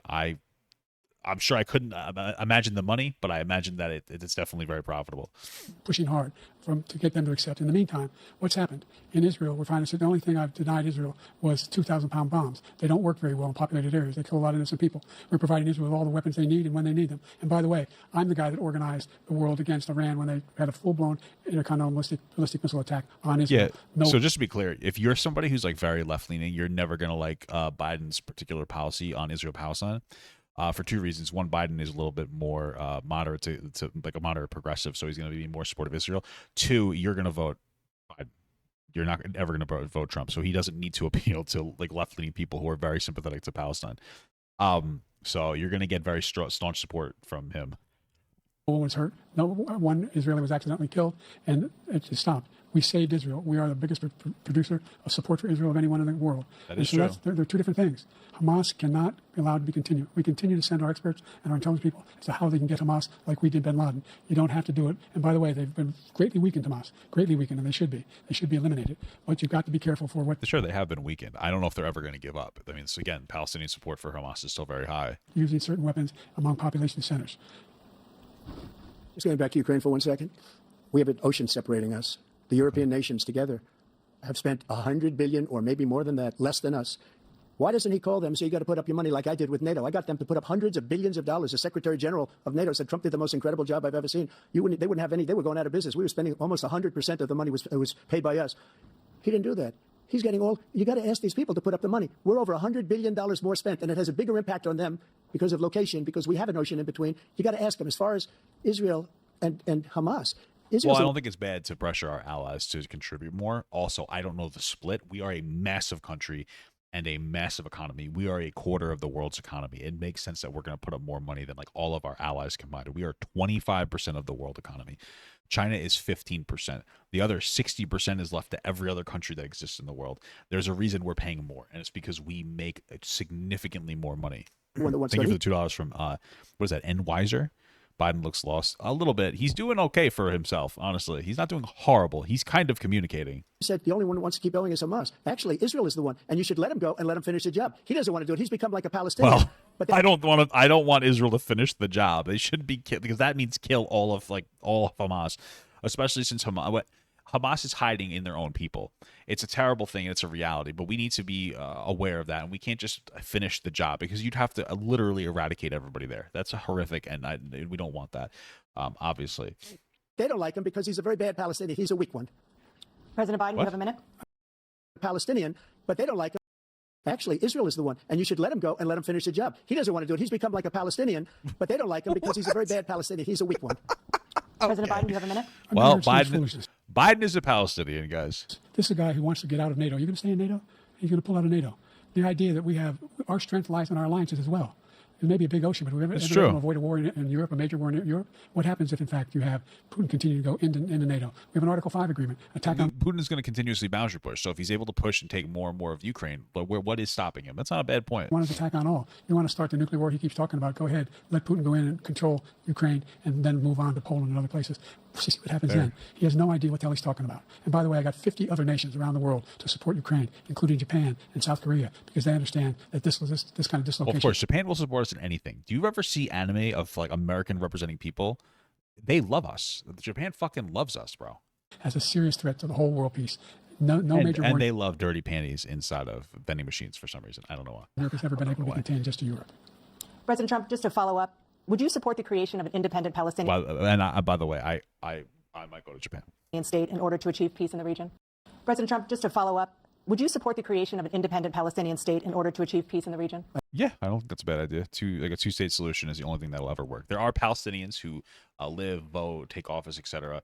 in Israel, but still, I think a two-state solution would be helpful for many Palestinians who do not want to be part of that, especially ones who were in Gaza for such a long time. I'd have to see, but before we do that, the problem we have is that we spend all the money. So they kill us on trade. I made great trade deals with the European nations. Okay. Because if you add them up, they're about the same size economically. Their economy is about the same size as the United States. And they were no cars. They don't want anything that we have. But we're supposed to take their cars, their food, their everything, their agriculture. I changed that. Maybe our shit sucks. I don't know. But the big thing I changed is they don't want to pay. And the only reason... Hey, thank you for the $5 from Jack Esposito. Great-grandfather liberated a camp in World War II. On his deathbed, he said, never forget the Holocaust. Pray for both Israel and Palestine. I don't think he said that second part. He said, pray for both Israel and Palestine. That's Jack's separate message. And then he gave us the Palestinian flag. Bless up. Christians, Jews, Muslims. God bless. Allah bless. Reason that he can play games with NATO is because I got them to put up hundreds of billions of dollars. I said, and he's right about this. I said, no, I'm not going to support NATO if you don't pay. They asked me that question. Would you guard us against Russia at a very secret meeting of the 28 states at that time, nations at that time? And they said, no, if you don't pay, I won't do that. And you know what happened? Billions and billions of dollars came flowing in the next day and the next months. How true but now we're in the same position. We're paying everybody's bills. Let's turn to the issue of democracy. Former President Trump, I want to ask he really skirted that discussion of a Tuesday solution. You about January 6, 2021. After you rallied your supporters that day, some of them stormed the Capitol to stop. Oh yeah, Trump rallied his supporters. He was being pretty specific about now's the time that we have to fight. So yeah, he riled up a literal attack on the Capitol building.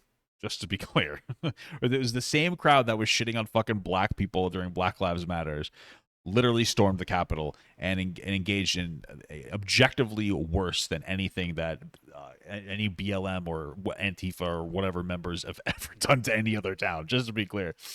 the constitutionally mandated counting of electoral votes. As president, you swore an oath to, quote, preserve, protect, and defend, unquote, the Constitution. What do you say to voters who believe that you violated that oath through your actions and inaction on January 6th and worry that you'll Yeah, I mean, he didn't want to submit. He lost. He took the L, and he wouldn't take the L. And he was even criticizing his own vice president, who was like, we need to do what the people said.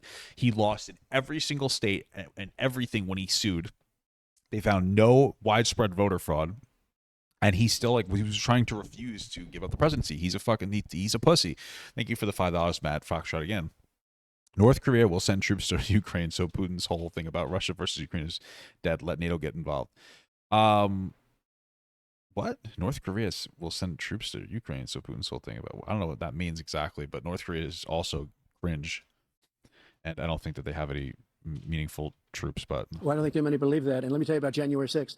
On January 6th, we had a great border. Nobody coming through, very few. He's going to January 6th, we were energy independent. On January 6th, we had the lowest taxes ever. We had the lowest regulations ever. On January 6th, we were respected all over the world. All over the world, we were respected. And then he comes in, and we're now we still are. left that. We're like a bunch of stupid people. No. What happened to the United States' reputation under this man's leadership is horrible. They're really nothing. Biden is fucking rough. You know, I think Shane Gillis, it was funny when he talked about how he's a Roomba. We aren't like massively disrespected by other world leaders in our country. That's just a fact. Including like Russia cannot not respect us. We are destroying them in a proxy war. So you know what I mean? Like they are losing. They're still holding on, hoping for Trump to be able to get elected, so that they can make a deal because Trump will roll over like a fucking dog. But like we're not respected.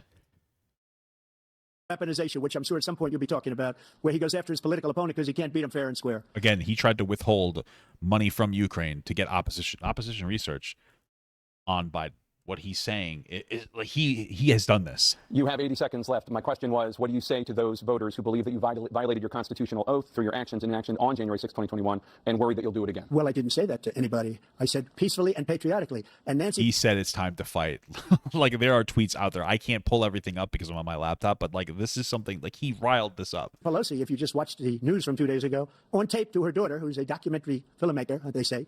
But she's saying, oh, no, it's my responsibility. I was responsible for this because I offered her 10,000 soldiers or National Guard, and she turned them down. And the mayor of, in writing, by the way, the mayor, in writing, turned it down, the mayor of D.C. They turned it down. I offered 10,000 because I could see. I had virtually nothing to do. They asked me to go make a speech. I could see what was happening. Everybody was refusing to leave office. What is he talking about? Saying they're going to be there on January 6th. They're going to be there. And I said, you know what? There's a lot of people coming. You could feel it. You could feel it, too, and you could feel it. And I said, they ought to have some National Guard or whatever. And I offered it to her, and she now admits that she turned it down. And it was the same day she was, I don't know, she can't be very happy with her daughter because it made her into a liar. She said, none of this is true. I'm pretty sure, I'm looking this up.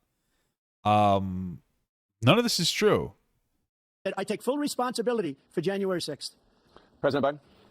Look, he encouraged those folks to go up to Capitol Hill, number one.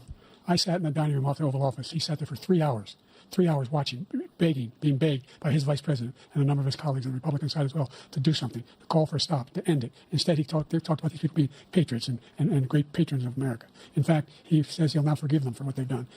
They've been convicted. He says he wants to commute their sentences and say that he went to every single court in the nation. I don't know how many cases, scores of cases, including the Supreme Court, and they said, no, this guy is responsible for doing what was done. He didn't do a damn thing, and these people should be in jail, and they should be the ones who are being held accountable. Yeah, he didn't sign any troops for January 6th. He's just lying. He's just there's nothing on this. He never did that. What? He wants to let them all out, and now he says if he loses again, such a whiner that he is, that there could be a bloodbath. Thank you, President Biden. President Trump? What they've done to some people that are so innocent, you ought to be ashamed of yourself. What you have done, how you've destroyed the lives of so many people. When they ripped down Portland, when they ripped down... Yeah, this is not true. Many other... By the way, Portland is dog shit. Okay, that's why Portlandia is a funny show. But Portland is a fucking liberal hell. You go to Minnesota, Minneapolis, what they've done there with the fires all over the city. If I didn't bring in the National Guard, that city would have been destroyed. When you look at all of the... They took over big chunks of Seattle. I was all set to bring in the National Guard. They heard that. They saw them coming, and they left immediately. What he said about this whole subject is so off. Peacefully patriotic. One other thing. The Unselect Committee, which is basically two horrible Republicans that are all gone now out of office, and Democrats, all Democrats, they destroyed and deleted all of the information they found because they found out we were right. We were right. And they deleted and destroyed all of the information. They should go to jail for that. If a Republican did that, they'd go to jail. Thank you, President Trump. President Biden, I want to give you a minute. Did you just say that there were Republicans who did that? I'm very confused. The only person on this stage is a convicted felon is the man I'm looking at right now. That's true. The fact of the matter is, he isn't. No, I'm not going to lie. You know, nobody should be abusing their shit. And I'm pretty sure there's two things that Trump did, right? He was overvaluing his properties when it came to getting loans, which subsequently means that he would be undervaluing them when it comes to him paying taxes, right? So if you're like this, if you're saying $1 million property is worth $3 million to get better loans, you got to pay property tax on $3 million, pussy. Two, I think he used like campaign funds to pay off like a hooker or something. You know, I hate to be that guy. You shouldn't be doing those things, and the system has to change. This is like a fundamental issue in the system, but also not super concerned with paying. You know what I mean? Like, I mean, it's not good, but I don't know. Maybe the bar is just so low from Trump. You know, what he's telling you is simply not true. The fact is that there was no effort on his part to stop what was going on up in Capitol Hill, and all those. Yeah, hopefully I'll make this a video that goes up tomorrow. Every one of those who were convicted, just turned over desks, turned them over statues. The idea that those people are patriots, come on. When I asked him the first debates we had first time around, I said, "Will you denounce the Proud Boys?" He said, "No, I'll tell them to stand by." The idea he's refusing. I think he said stand back and stand. Biden's not doing that bad. Will you denounce these guys? Will you denounce the people we're talking about now? Will you denounce the people who attacked that Capitol? What are you going to do? I'm going to give you He's not going to answer the question. President Trump, for a follow-up question I have. After a jury convicted you of 34 felonies last month, you said if reelected, you would, quote, have every right to go after, unquote, your political opponents. You just talked about members of the Select Committee on January 6th going to jail. Your main political opponent is standing on stage with you tonight. Can you clarify exactly what it means about you feeling you have every right to go after your political opponents? Well, I said my retribution is going to be success. We're going to make this country successful again, because right now it's a failing nation. My retribution is going to be... It's really not. It's rough for the middle class, but it's not really a failing nation. Success. But when he talks about a convicted felon, his son is a convicted felon at a very high level. His son is convicted, going to be convicted probably numerous other times. Should have been convicted before, but his Justice Department... You know, again, like I said, that guy was also doing drugs and prostitutes, and I don't care. Let the statute of limitations lapse on the most important things. But he could be a convicted felon as soon as he gets out of office. Joe could be a convicted felon with all of the things that he's done. He's done horrible things. All of the death cause at the border, telling the Ukrainian people that we're going to want $1 billion or you change the prosecutor. Otherwise, you're not getting $1 billion. If I ever said that, that's quid pro quo. That we're not going to do anything. We're not going to give you $1 billion unless you... Oh, I think he's referring to something when Obama was in office. I forget the specifics. But I think that they found corruption in a particular leader there, and they said if you don't, we're not going to give you money or some kind of aid or whatever if you don't change that leadership. I forget the specifics, which is very different from Trump saying that is America benefiting in that. That's different from Trump saying I'm not going to give you aid if you don't give me research on Biden or something. That's from what I remember. I'm very hazy on some of it, but I'm pretty sure that's what it was. This was back during Obama's presidency. You change your prosecutor having to do with the son. This man is a criminal. This man, you're lucky. You're lucky. I did nothing wrong. We'd have a system that was rigged and disgusting. I did nothing wrong. Thank you, President Trump. President Biden, you have said, I'm coming right to you, sir. You want to respond? Go ahead. I'll give you a minute to respond. The idea that I did anything wrong relative to what you're talking about is outrageous. It's simply a lie, number one. Number two, the idea that you have a right to seek retribution against any American just because you're president is wrong. It's simply wrong. No president's ever spoken like that before. No president in our history has spoken like that before. Number three, the crimes that you are still charged with. And think of all the civil penalties you have. How many billions of dollars do you owe in civil penalties for molesting a woman in public, for doing a whole range of things? See, I don't know anything about that case. So. Having sex with a porn star on the night. A little based. While your wife was pregnant? I mean, not based. What are you talking about? You have the morals of an alley cat. Give me a minute, sir. I didn't have sex with a porn star, number one. Number two, that was a case that was started and moved. They moved a high-ranking official, a DOJ, into the Manhattan DA's office to start that case. That case is going to be appealed and won. We had a very terrible judge, a horrible judge, Democrat. The prosecutor were all high-ranking Democrats, appointed people. And whatever fucking goon juice they gave Biden, he needs more of it, dude. He's not doing that bad. Both the civil and the criminal. He basically went after his political opponent because he thought it was going to damage me. But when the public found out about these cases, because they understand it better than he does, he has no idea what these cases are. But when they found out about these cases, you know what they did? My poll numbers went up way up. You know that because you're reporting it. And we took in more money in the last 2 weeks than we've ever taken. Poll numbers going up doesn't mean that you're exonerated from whatever you did. In the history of any campaign, I don't think any campaign has ever taken hundreds of millions of dollars came pouring in because the public knows it's a scam and it's a guy that's after his political opponent because he can't win fair and square. Thank you, President Trump. President Biden, you have said, quote, Donald Trump and his MAGA Republicans are determined to destroy American democracy. Do you believe that the tens of millions of Americans who are likely to vote for President Trump will be voting against American democracy? No. But again, MAGA Republicans aren't people who vote Trump. Those are the people who set up MAGA stores and sell literal Donald Trump things and pray to Donald Trump and do the audios on TikTok that are sniffling, Donald Trump, we need your help, right? That is a cult. Voting for Trump, I understand that even if I disagree with it. Worshipping Trump is a fucking anti-American cult. It is a Russian cum-guzzling anti-American cult. Thank you for the $2 from Matt Foxtrot. I will say Biden's family does have what is that? Chinese assets? Do they? I don't know too much about that. The more they know about what he's done, yes. The more they know about what he's done. And there's a lot more coming. He's got a lot of cases down the road coming out. He's got a whole range of issues he has to face. I don't know what the juries will do, but I do know he has a real problem. And so the fact that it's so unfortunate because these debates are so they aren't actual reasonable conversation. You know, they give it's like lightning rounds of 100 different questions, and the two of them are just doing completely. It's all very shallow. Like vote for me. It's all zingers. There's no actual conversation. Like, and I think part of it's because it can't be that long, but also part of it is because politicians don't think Americans are intelligent enough to hear the truth. Okay.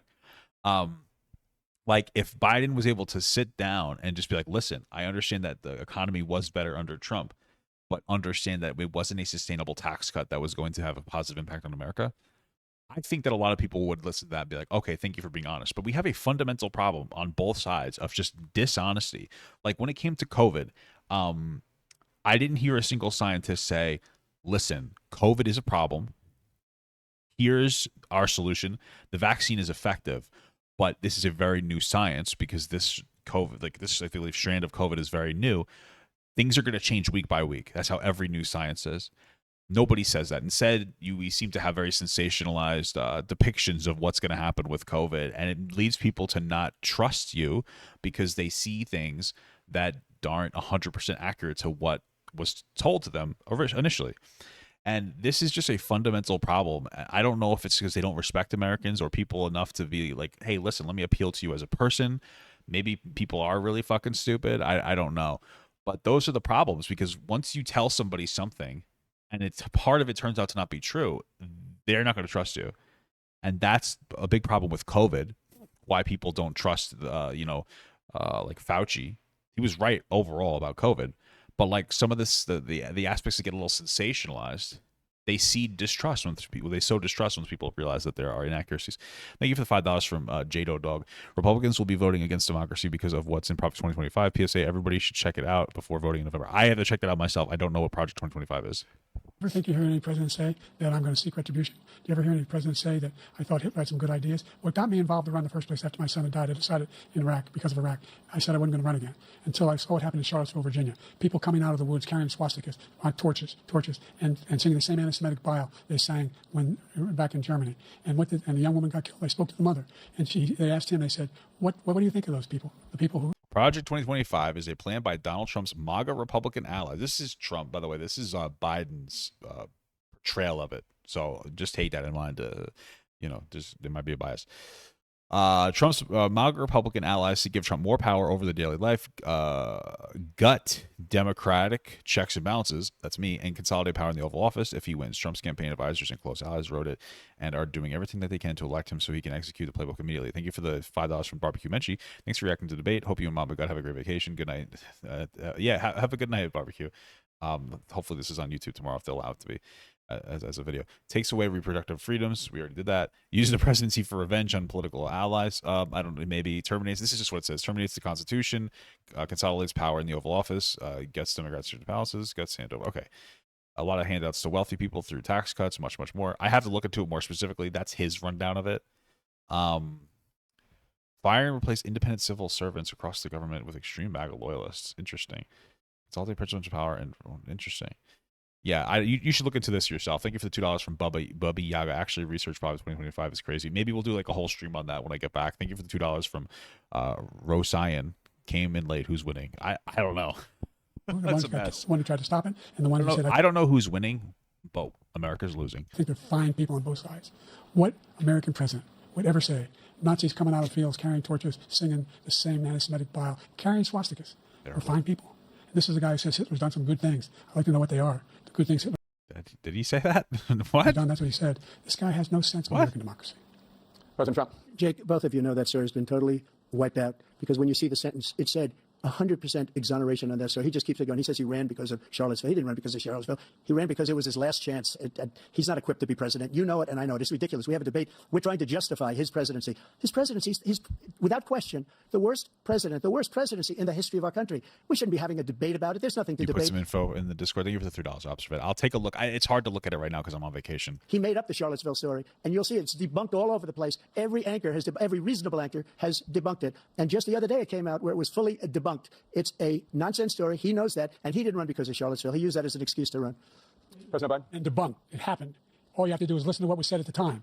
And I guess maybe if Trump said that about Hitler, maybe he was referring to the economy getting better. That part, I guess, is good. I mean, if you want to get into a real conversation, after World War I, we financially crushed and devastated Germany so bad that it allowed for the rise of an extremely radical president or dictator like Hitler. So something to keep in mind. Yeah, that somehow that's the only reason I ran. It's something to keep in mind when it comes to Palestine too, because we're devastating them so hard. Why do you think Hamas is so favorable over there? Right.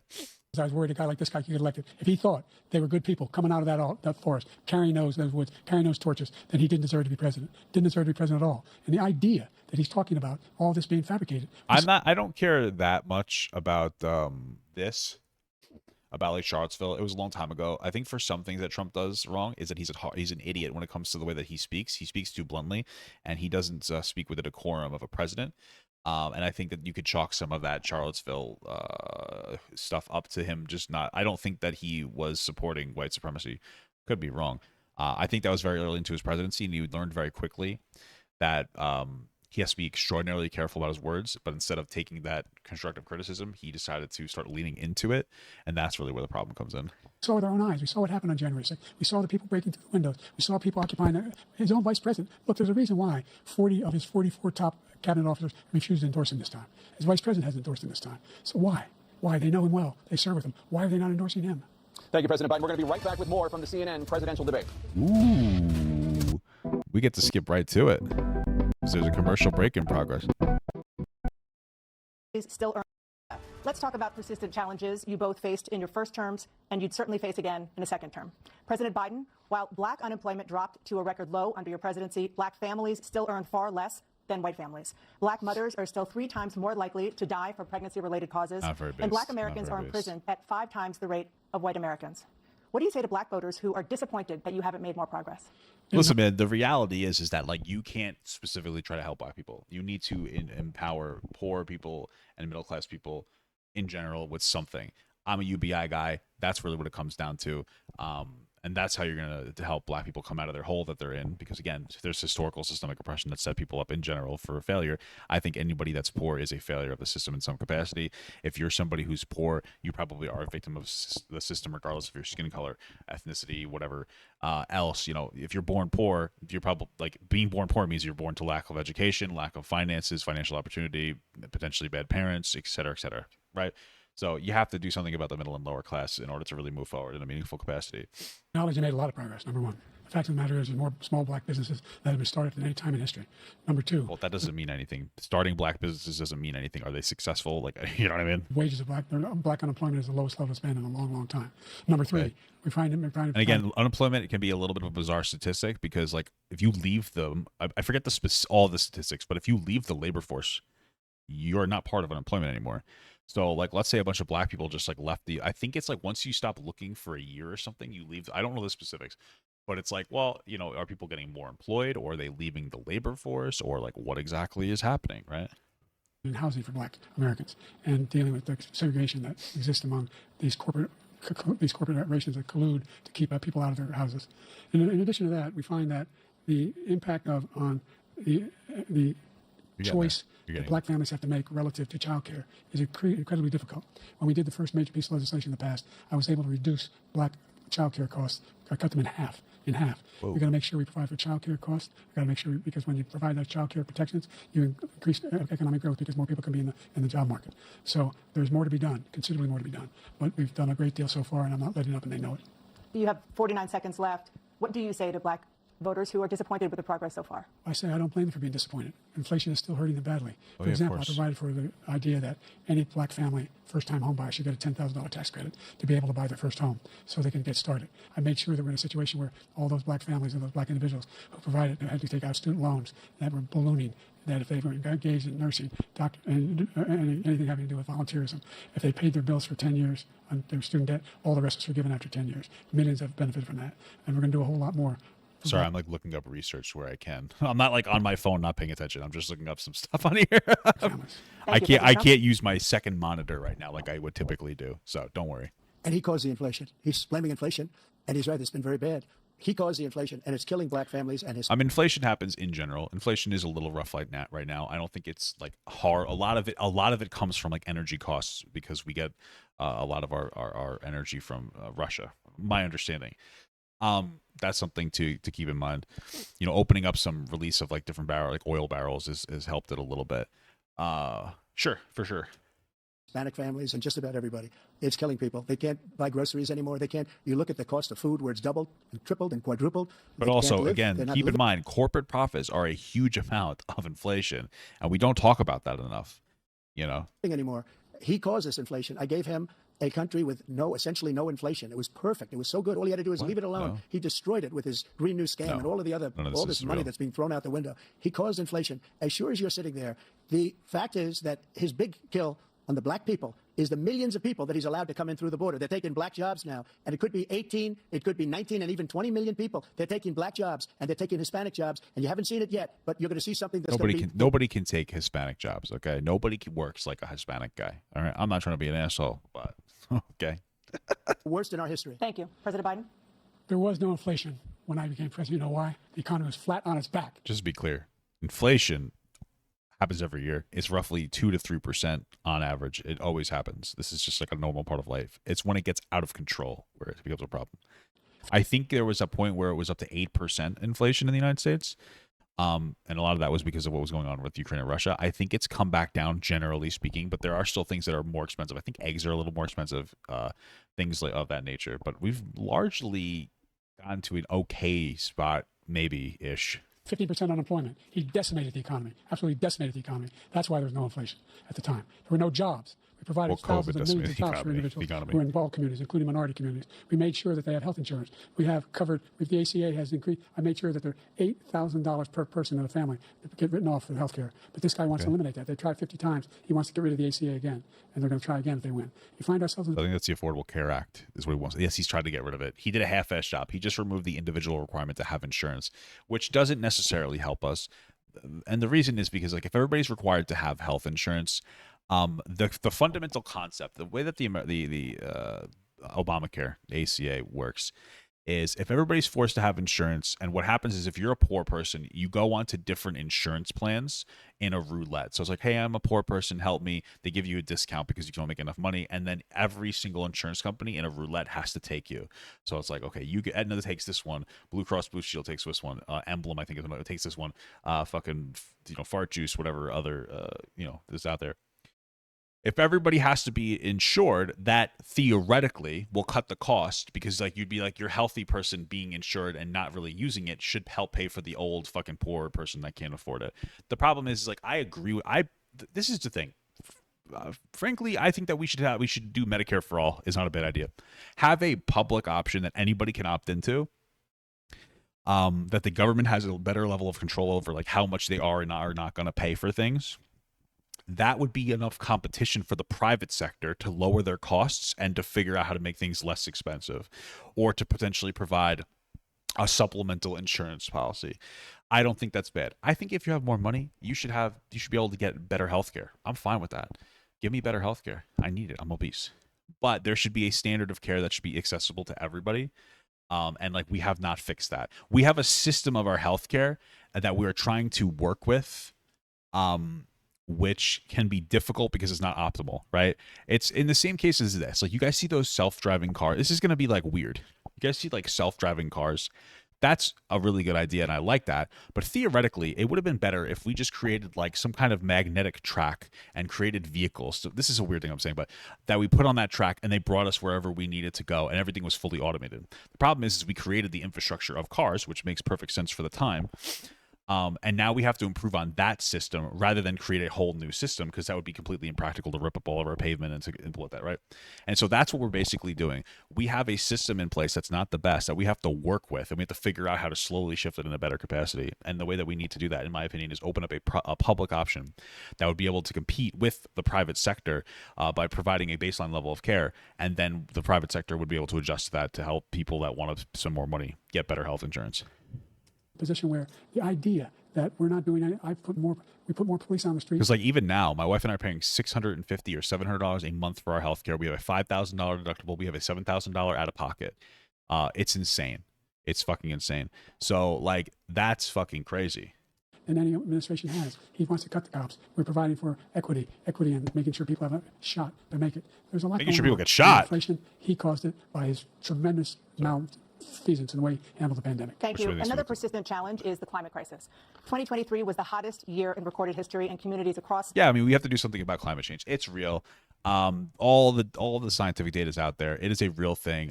It's not as crazy as like AOC was saying in 2020, but it's not good. We should make reasonable steps to reduce our emissions. And one of the ways that I know it's real, there's two ways actually. One, I wouldn't put my mouth on my tailpipe. I know that's bad for my breath, so it's probably bad for the world. Two, I worked during COVID more than most people, because most of you didn't work. I had an essential job. I disinfected public transportation buses, as well as buses that were used to transport sick older people to be able to get dialysis done, right? During that time, I was outside every day disinfecting and cleaning. The weather that year was phenomenal. And to me, it's because there were no fucking cars in the road. And so there's very clearly, I understand that everything is always changing, but our cars that we know is bad for us if we inhale the exhaust. We're not on the road and things got better. So I'm pretty sure climate change is real. We have the scientific data to support that. I have my own anecdotal evidence to support that. It's a real thing. We should be dealing with it in a reasonable way. The good thing is, though, is that the first people to get negatively impacted by climate change are going to be poor people in third world countries, second world countries, homeless people. And by the time they start dying, we'll be like, oh, shit, this is real. Let's stop it. We just had to turn our air conditioner up. So that's the good thing. Nobody important was going to die. I'm kidding. That's fucking terrible. But I'm serious. It's going to affect like third world countries first and poor people first. We are confronting the devastating effects of extreme heat, intensifying wildfires, stronger hurricanes, and rising sea levels. Former President Trump, you've vowed to. Well, here's my thing. I hate to say it, but like we don't have a weather missile. Oh, we're seeing heat waves. Shoot a snow nuke at it. Like you're telling me that we have the ability right now for hundreds of people to watch my stream. And we have the ability to fly into fucking space. And we have the ability we took sand and created a computer out of it so that people can look at virtual reality porn. But we haven't constructed missiles to destroy hurricanes or twisters or tornadoes. We don't have a fucking nuclear, not a nuke, but we don't have we can't create a snow bomb that makes it chillier in an area. What the fuck are you talking about? They got a machine right now that makes ice cubes in the ocean to help combat global warming. And you're telling me that we cannot create something that will stop this? The fuck are you talking about? You know what I mean? Come on. We don't have the ability to put a dome over America and completely control the climate. Climate initiatives, but will you take any action as president to slow the climate crisis? Let me just go back to what he said about the police, how close the police are to him. Almost every police group in the nation from every state is supporting Donald J. Trump. Almost every police group. And what he's done to the black population. Listen, I love and respect police for everything except for intelligence stuff. Not trying to be an asshole. I appreciate they keep the street safe. I have a lot of police officer friends. But, these aren't the most educated or well-maintained for their anger to people that I've ever met in the world. I'm not trying to be an asshole. I respect what they have to say. I know a lot of people in a lot of different job sectors, just like Trump. Cops are fucking assholes. I have a lot of cop friends. I love cops. They are assholes. They beat their wives at higher rates. I know people with cops in their families. They are abusive. I'm not saying all cops are abusive. It's a tough job though, but you bring a lot home. But these aren't the most. These people, I don't care what they have to say about who the fuck they're going to vote for. I'm not trying to be an asshole, okay? And if you're a cop, you don't even disagree with me. You're like, yeah, I'm here. If you're a cop watching Papa Guy, you're a good cop, okay? But you know other cops that are fucking assholes, that they don't like their wives and they're fucking pieces of shit, okay? Let's be real, okay? So I don't really give a shit if the cops say, let's vote for Biden, for Trump. And I partially understand the sentiment, because I think that we definitely need to get our shit together when it comes to police taking advantage of their role and their position, and like, you know, the buddy cop bullshit. At the same time, though, I feel like we've gone a little too far in our lack of support for police officers. That's another thing too. Okay. So, because again, I have a lot of cop friends, and I think in New York, things are kind of fucked. So there's a lot there. Don't necessarily care that cops like Trump, but is horrible, including the fact that for 10 years he called. Especially since if you're a cop, you probably have your health care like completely taken. Your health care is set. You have a pension set. Your life, you don't have to struggle in the way that a lot of other Americans do with health care. So like, you know what I mean? And a pension. These are two of the biggest things people worry about. Their life, their ability to retire, and their ability to provide health care. All the cops I know, perfect healthcare. They pay like $0. Okay, so you know they're like, oh, I vote conservative because you have socialism for yourself through the means of having like free healthcare. You know what I mean? Them super predators. We can't, in the 1990s, we can't forget that. Super predators was his name, and he called it to them, and they've taken great offense at it, and now they see it happening. But when they see what I did for criminal justice reform and for the historically black colleges and universities, where I funded them and got them all funded, and the opportunity zones with Tim, as you know, Tim Scott was incredible. He did a great job. Great senator from South Carolina. He came to me with the idea, and it was a great idea. It's one of the most successful economic development acts ever in the country. Opportunity zones, and the biggest beneficiary are blacks, and that's why we have the best numbers with them in maybe ever. They're saying ever. I read this morning where ever, the best numbers. He's lost much of the black population because he's done a horrible job for black people. He's also done a horrible job for Hispanics. But wait till you see these millions of people pouring into our country, and they're going to take the jobs, and it's already started, and you haven't seen anything yet. It's a disaster. You have 38 seconds left, President Trump. Will you take any action as president to slow the climate crisis? So I want absolutely immaculate clean water, and I want absolutely clean air, and we had it. We had H2O. We had the best numbers ever. What the fuck is he talking about? And we were using all forms of energy, all forms, everything. And yet, during my 4 years, I had the best environmental numbers ever. No, he didn't. He was cutting environmental subsidies that were making things cleaner. He pulled out of the Paris Climate Accord. You can say, I thought that those things were too extreme, and that's fine if that's your position. But by every objective metric, Trump was not good for the environment. The only thing that looks good for Trump's environmental argument is during COVID, everything was so shut down that there was no fucking pollution going on. So when he says my numbers were great, it's because we had a fucking pandemic where nobody was driving on the roads. Of course things are going to be better and there's going to be less pollution because nobody's getting off their fucking ass and being able to work. What the fuck are you talking about? So just to be clear, when he says his numbers were good for that, it's because of COVID. It wasn't his numbers. And my top environmental people gave me that statistic. We had the best H2O numbers. We had H3O. Just before I had HBO personally. I walked on the stage, actually. I don't know where the hell he's been. The idea that anything he said is true. I've passed the most extensive climate change legislation. Yes, the climate is always changing, but we very clearly have an impact on climate change. In history. We find ourselves, and by the way, black colleges. I came up with $15 billion for HBCUs, historic black universities and colleges, because they don't have the kind of contributors that they have to build these laboratories and the like. Any black student is capable in college of doing what any white student can do. They just have the money, but now they'll be able to get those jobs in high tech. We're in a situation where the idea that he is claiming to have done something that had the cleanest water, he hadn't done a damn thing with the environment. He pulled out of the Paris Climate Accord. I immediately joined it because if we reach 1.5 degrees Celsius at any one point, there's no way back. The only existential threat to humanity is climate change, and he didn't do a damn thing about it. He must undo all that I've done. The Paris Accord was going to cost us. That is true. It's hard for people to think about pollution right now with inflation. Well, in general, it's tough to live. Like I fundamentally agree with what you're saying. Yeah, it's people struggling to live is reducing their ability to focus on other things that also matter, right? So like for me, it's easy. Like I do very well, so I don't have to worry. It's not me like bragging or anything, but like the reason why I come up here and I'm a liberal fuck that's like, yeah, the climate's relevant and this is relevant and we have to worry about this, is because I have a lot of my basic needs met. For a lot of people, like they're working fucking 60 hours a week just so that they can put food on the table, and of course those people aren't going to give a singular fuck about the climate. And so like really fundamentally, a lot of this is about how do we empower the middle and lower class to put them in positions so they will be more generous with their money. How do you do that? How do you reduce that? Because more money means less negative everything. Money does solve most people's problems. Most of your problems will go away with money. Okay, it'll reduce stress in your life, with your spouse, with your kids. It'll make you happier. It makes you more generous. So by every objective metric, money does help. There are people where more money isn't going to help them, but most people, more money does not equal more problems. Us $1 trillion, and China nothing, and Russia nothing, and India nothing. It was a ripoff of the United States. Close your mouth. And I ended it because I didn't want to waste that money because they treat us horribly. We were the only ones. It was costing us money. Nobody else was paying into it, and it was a disaster. But everything that he said just now, I'll give you an example. I heard him say before insulin. I'm the one that got the insulin down for the seniors. I took care of the seniors. What he's doing is destroying all of our medical programs because the migrants coming in, they want everybody. I don't know if that's true. I don't think that's true, but maybe. I have the biggest heart on the stage. I guarantee you that. And I want to take care of people. But we're destroying our country. They're taking over our schools, our hospitals, and they're going to be taking over Social Security. He is destroying Social Security, Medicare, and Medicaid. So just to be clear again, conservatives always try to gut those like every fucking year. The idea is that we, in fact, we were the only ones of consequence who were not members of the Paris Accord. How can we do anything if we're not able to? The United States can't get it under control. Yeah, voting locally will have more of an impact on your day-to-day life, than federally. But in the world, number one, we're making significant progress. By 2035, we will have cut pollution in half.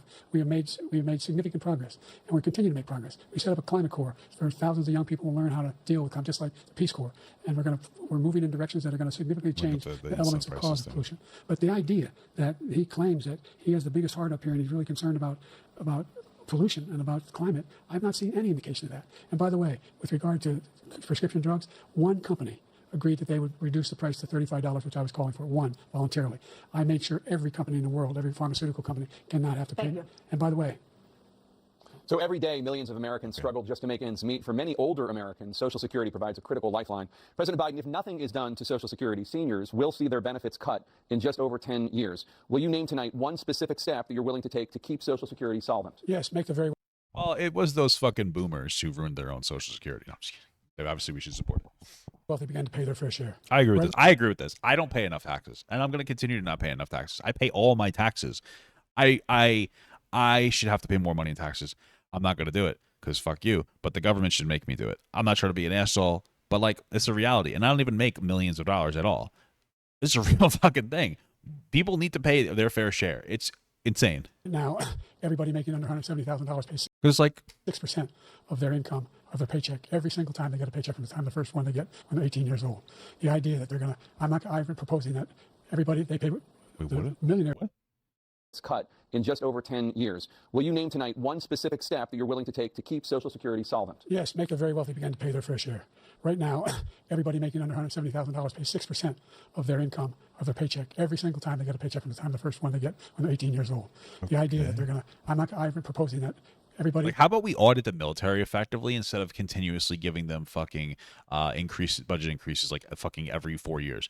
You know, they can't even tell us. I think, what was it? Like, it was like they spent like $250,000 on fucking lobster or something a year. Get correct audits on our current systems that are in fucking place. Okay, get rid of the bullshit that like the use it you lose it bullshit, because like in a lot of these government institutions, if you don't use the money, you lose it. Don't take it away from people's budgets just because they don't use the money, because that just means that they take it and they spend it on fucking dumb shit. Allow them to give that money back so we could use that into like Social Security and other things. Number one. Number two, get better audits on these institutions so that we can get this money back, so we could put them into things that are more functional. Right? What do we spend like $900 billion a year? I think on fucking on the military. There's no way in hell that all that's being used well. I sat and like listened to Jon Stewart talk to like somebody in the military that was like high up there. They couldn't give us a fucking single answer on what they spend money on. It's egregious. So Thank you for the $10 from Matt Foxtrot again. I'm not saying that the U.S. is not a major CO2 producer, but you have China, which is considered a developing country, so that they are not held to the same climate restrictions to the U.S. That's true, and that is until I think 2030. I think it is when they're considered a developed country.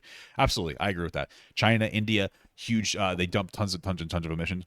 I think one thing for people to keep in mind is that from the inception of the United States up until now, we've dumped a significant amount of the CO2 into, you know, the fucking atmosphere or whatever you want to say it, and we have reduced it now, but overall we've probably contributed more than any of these other countries over the course of history, even if today we don't produce the most and we actually produce very little comparatively to other countries. So I think that it's something to keep in mind, you know, that we fucking shit inside of, you know, we shit all over climate change up until this point. So I think it's tough to say, hey, we fucking decimated everybody for the past however long.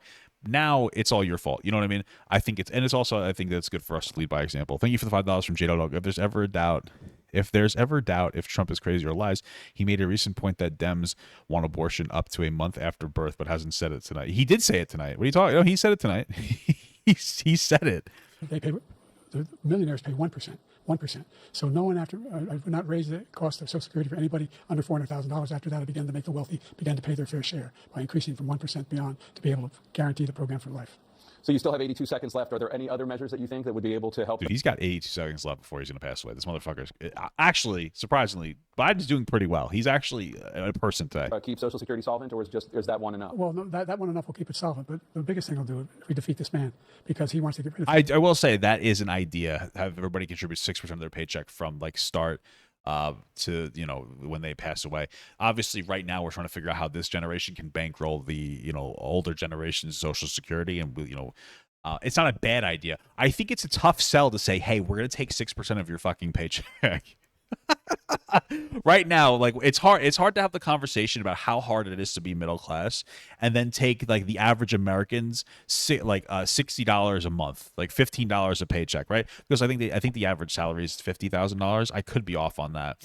But let's say it's $50,000 and you're going to take 6% of that paycheck, right? That's about $1,000 a month. No, it's not. I'm fucking dumb. It's about $1,000 a week. So you're talking about taking $60 a paycheck a week. Excuse me, I'm getting my math wrong.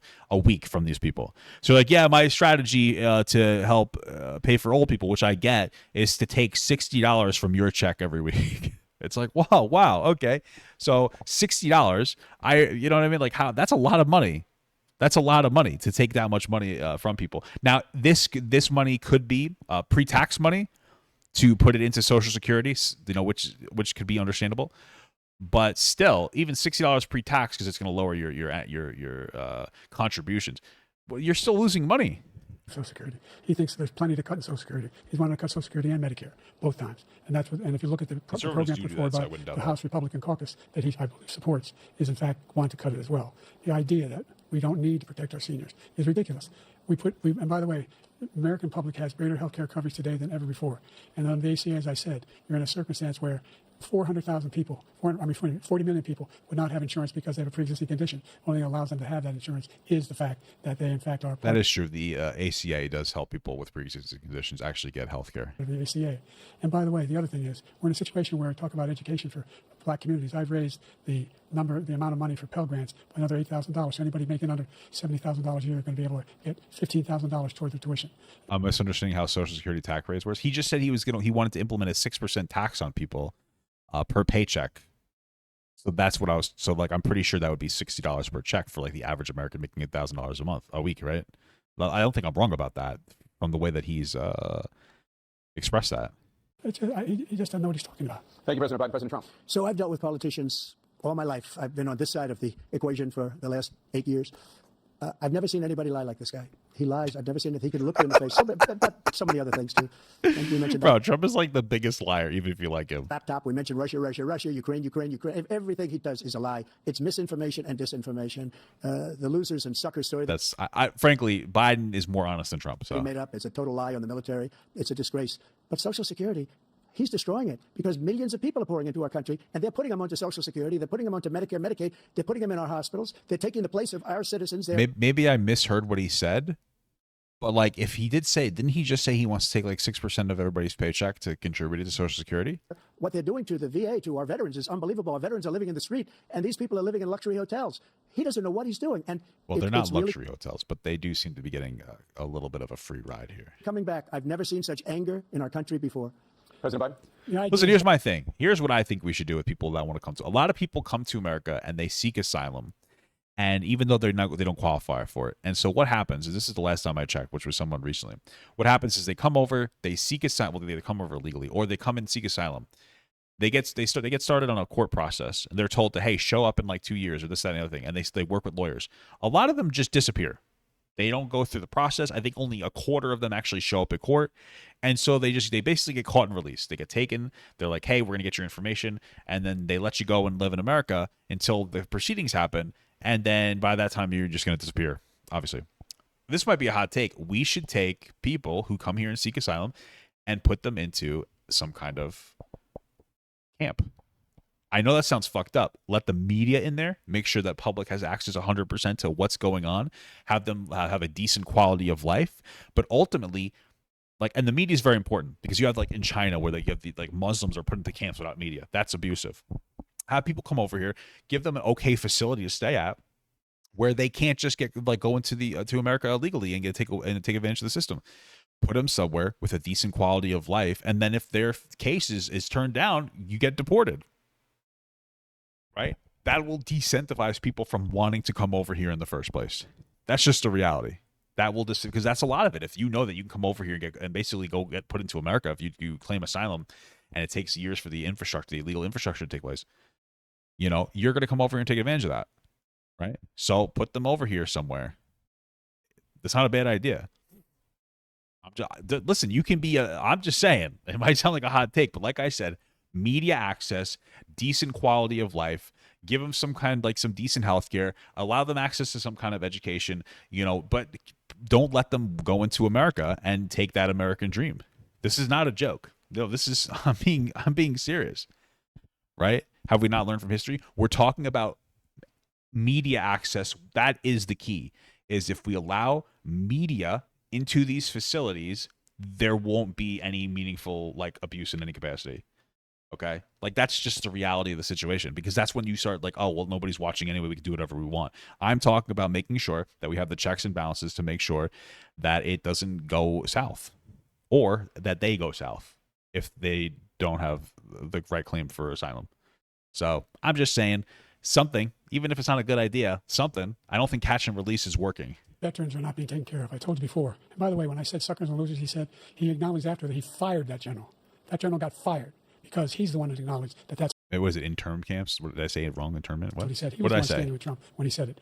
Number one. Number two, the idea that we're going to be in a situation where all these millions and millions. I meant intern camps, right? Like an intern. Right. The way he talks about it, illegal aliens are coming into the country and taking away our jobs. There's a reason why we have the fastest growing economy in the world. How would any way the media in the camps? How would we know? Or are you trying to ask how would we know that the media in the camps wasn't biased? Well, I mean, fundamentally, the media is going to be biased towards whatever party they have. So CNN will be biased towards Democrats, like Fox will be biased towards Republicans. Let both medias in, and they'll be able to engage in that. So, but plus, that progressive media is not going to be favorable to bad conditions in camps. So reason why we have the most successful economy in the world. We're doing better than any other nation in the world. Internment camps? Those 15 Nobel laureates you talked about being phony. Enough, guys. We're moving on.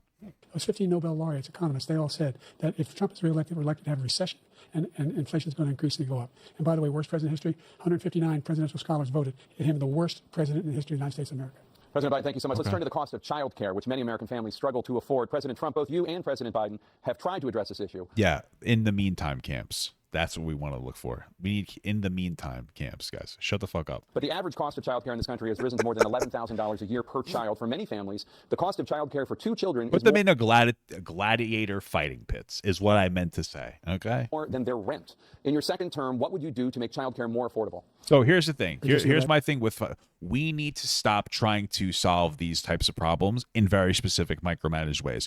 We need to stop trying to say, hey, how about childcare? Hey, how about better education? Hey, how about this? Okay, what we need to do is say, hey, how can we give people more money so that they can use that money the way that they see fit? That is what we need to do. And again, I'm a big like UBI, negative income tax type of guy. That's a whole conversation to have. But like when you're talking about like, well, what if we do one for childcare? What if we do that? What if we were able to give people more money fundamentally so that they could do what they wanted for it, rather than to just incentivize, like give money for specific people? I believe in that more than anything else. It makes more sense to me, right? Like let's go from the case of education. A lot of people are like, oh, we should have better education for, poor areas. I disagree, right? I agree, but I also disagree. Education comes from money. Money doesn't come from education, or it's like a cycle, right? Let me give you an example. Let's say there's this poor neighborhood and you make education better in that neighborhood, right? By various means. Now, there's a lot of people who aren't going because there's some cultures in some poor areas that don't care about school, but let's say it works. And some of these kids get through these high school education, and they do well, and they go to college, and they get a degree, and they have the access to more jobs. Do you think that they're going to go back and work in their poor area, or do you think that they're going to take that education, they're going to work somewhere else? They're obviously going to work somewhere else. So we've effectively basically brain drained the successful students out of the poor area and put them into middle class areas. And now that poor area is still fucked. Or those successful people still work in those poor areas. But what are they going to do? They're going to do, let's say they do a teaching job. Do you think they're going to live in the poor area, or do you think that they're going to use their money and drive a half hour away? They're going to live a half hour away and drive in. What does that mean? That tax money is being collected, given to that school, and then that person is taking that money and spending it a half hour away on their home, which means property taxes in that area half hour away, groceries, other businesses, right? So what would be a better idea is to figure out a way to give people more money. And I'm a big UBI, negative income tax kind of guy, because it makes more sense, right? Rather than being like, hey, do you want to be able to go to college? Hey, do you want to be able to live working at McDonald's, right? Do you want to, like, that's what we should be focusing on. So some kind of a UBI, negative income tax, some kind of tax technology, and figure out a way to give it to people in some kind of a meaningful capacity. That makes more sense to me. Yes, people may not make the perfect decisions, but if you give people money, that gives them the opportunity to make decisions and recover from bad decisions. You make bad decisions every day, but you have the money to recover from the bad decision. That's the only difference between us and other people, or that's the only difference between poor people and amazing rich people like me. I'm just kidding, I'm not rich at all. But that's just the difference, is making a bad decision and a terrible one is how much money you have to recover from that decision. That's what we need to focus on if we could figure it out. Thank you for the small gut from In Pain 28. The general got fired because he was no good. And if he said that, that's why he made it up. But we have 19 people that said I didn't say it, and they're very highly respected. We're still going over this 19 people thing. He doesn't fire people. He never fired people. I've never seen him fire anybody. I did fire a lot. I fired Comey because he was no good. I fired a lot of the top people at the FBI, drained the swamp. They were no good. Not easy to fire. He drained the swamp and then put people in, and then he had to fire them because they didn't like him. He had to fire a lot of people because those were the people he elected after draining the swamp, and they still were not good to him because he was a fucking idiot. Fire people, you'd pay a price for it, but they were no good. I inherited these people. I didn't put him there. I didn't put Comey there. He was no good. I fired him. This guy hasn't fired anybody. He never fires. He should have fired every military man that was involved with the Afghanistan horror show, the most embarrassing moment in the that was Trump's pullout plan, just to be clear. History of our country. He didn't fire. Did you fire anybody? Did you fire anybody that's on the border, that's allowed us to have the worst border in the history of the world? Did anybody get fired for allowing 18 million people, many from prisons, many from mental institutions? Did you fire anybody that allowed our country to be destroyed? Joe, our country is being destroyed as you and I sit up here and waste a lot of time on this debate. This shouldn't be a debate. He's the worst president. He just said about me because I said it. But look, he's the worst president in the history of our country. He's destroyed our country. Now all of a sudden he's trying to get a little tough on the border. He came out with a nothing deal. And that is true. He is being very opportunistic about when he's deciding he wants to take action at the border. Reduce it a little bit, like this much. So endlessly fund poor decisions. No, you listen, I'm going to be like, if you heard what I said and you disagreed, that's fine. But your uncharitable interpretation of what I'm saying is very obviously dishonest, or it's stupid, right? If you're like, I don't know if that's going to work, sure. But the reality is that when you make a poor decision, I would hope you go, that was a bad decision, you recover from it, and then you do better next time.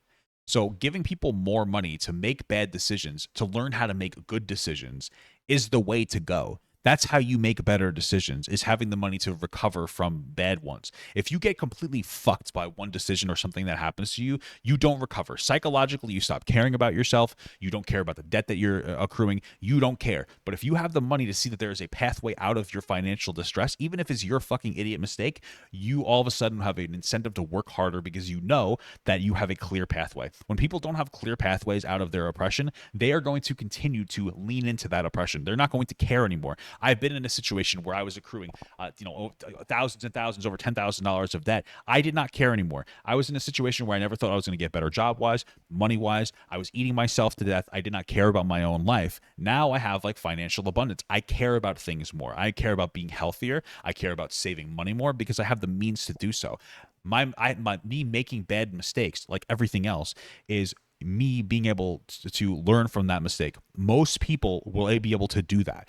The reality is people need stress in their life, but not so much stress that it will topple them. When they have the ability to get just as much stress to encourage growth is when you start to see people doing better. And that's what we're talking about. We're talking about you saying, what if I had a little bit more money to recover from some bad decisions? That's what we're talking about. And I think that you understand that. I think you knew what I meant. And I think that you're trying not to consider what I'm saying to be like a decent idea. Insignificant. He wants open borders. He wants because one of the ways that you can do that is to be like, hey, let's do some kind of a federal jobs program to give people jobs that actually pay enough money for them to survive. That can be one of your solutions.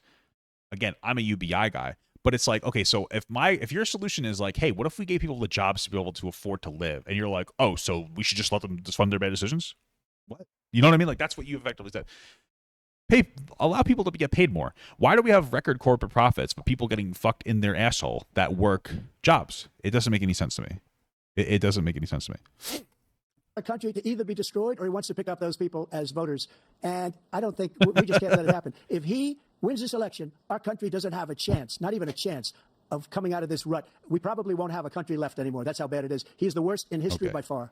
Thank you, President Trump. President Biden? We are the most admired country in the world. We're the United States of America. There's nothing beyond our capacity. True. We have the finest military in the history of the world. True. The finest in the history of the world. True. No one thinks we're weak. We literally own the finish line. If I had the fucking meme to pull up from Biden, I would pull it up right now. I love that quote. One wants to screw around with us. Nobody. Number one. Number two, the idea that we're talking about worst presidents. I wasn't joking. Look it up or go online.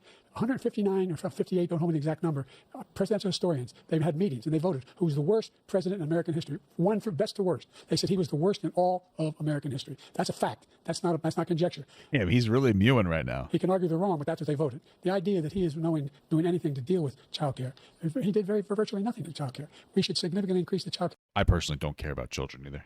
Their tax credit. Not like Dr. Disrespect. That guy cares a lot about kids, okay? You guys can sit here and criticize that guy. Oh, he shouldn't have talked to this person. Oh, he shouldn't have done that. The guy, listen, I'm going to be real with you. I bet that he's probably the safest person driving through school zones, okay? I speed up. He's probably sitting there going under the speed limit, okay? So you guys can sit here and criticize that, but like, let's be real, okay? We should significantly increase the availability of women. Guys, put that timestamp in the description for me. Men or single parents to be able to go back to work, and we should encourage businesses to have. Thank you, President Biden. We are the most admired. I don't know what to tell you. A lot of other countries will try to shit on America as much as they want, but who the fuck are they coming through when they need a favor? It's almost always America. Those fucking losers in England are sitting there chewing on their goddamn beans and toast, sitting here talking about how America's so terrible. Oh, in America, you don't even know world history. Our country's bigger than your country by a fucking long shot. Texas is bigger than fucking England. Suck my dick.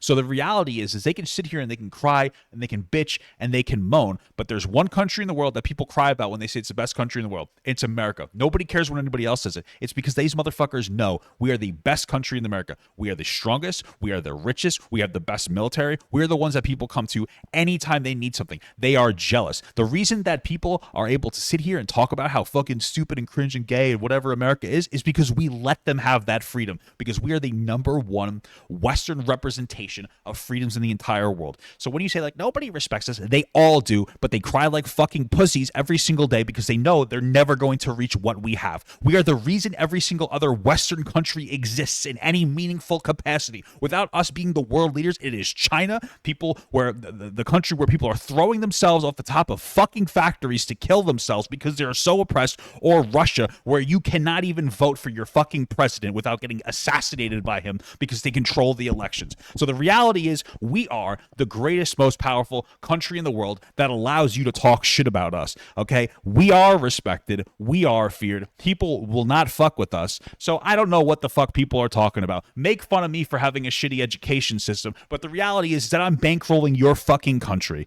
That's what's happening. We're contributing more money than any other country and any other defense and any other security in the entire world. When some fucking asshole terrorists are attacking ships and increasing the prices for goods because of those trade routes are getting attacked, who's the first person to step up and to go deal with that fucking problem? It's not fucking any of these European countries. It's America. We're fucking shit up. You come to us every single time. You sit there, open your can of beans, talk about how your country is the love country in the world, even though it smells like shit. Oh, France is so amazing. Okay, you guys have a leaning tower. That's the greatest thing that exists in your country. Get the fuck out of here, okay? You're coming to us anytime that there's a problem. You're coming to us when it comes to loans. You're coming to us when it comes to security. You're coming to us. If we didn't exist, NATO wouldn't exist. I don't know what the fuck you're talking about. I love America. It has its problems, but I get to bitch about those problems because I live in America. So yes, we are fucking feared. People just cry about us just like they cry about all the popular kids in school because you know you're a fucking dork, you're a fucking loser, and I'm the best. And you want to know what the reality is that those popular people in school are probably doing better than the dorks and the losers and the nerds because they have higher self-confidence, and that's where I'm coming from, motherfucker. And I don't give a shit how disagreeable you think that take is. I don't care.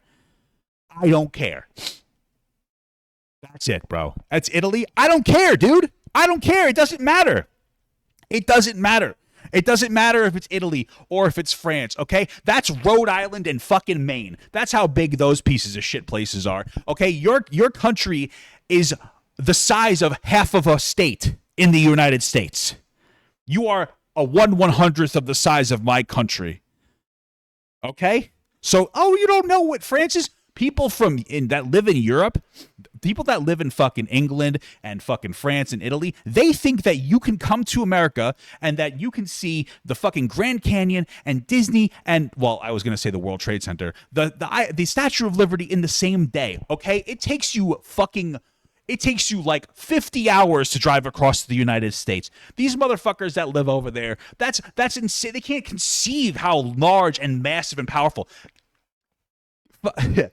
California is the 5th largest economy in the world. I'm not concerned what these people, we don't respect you. You do. You just don't want to admit it. Okay, bigger doesn't mean better. We are a quarter of the entire world economy. Bigger doesn't mean better.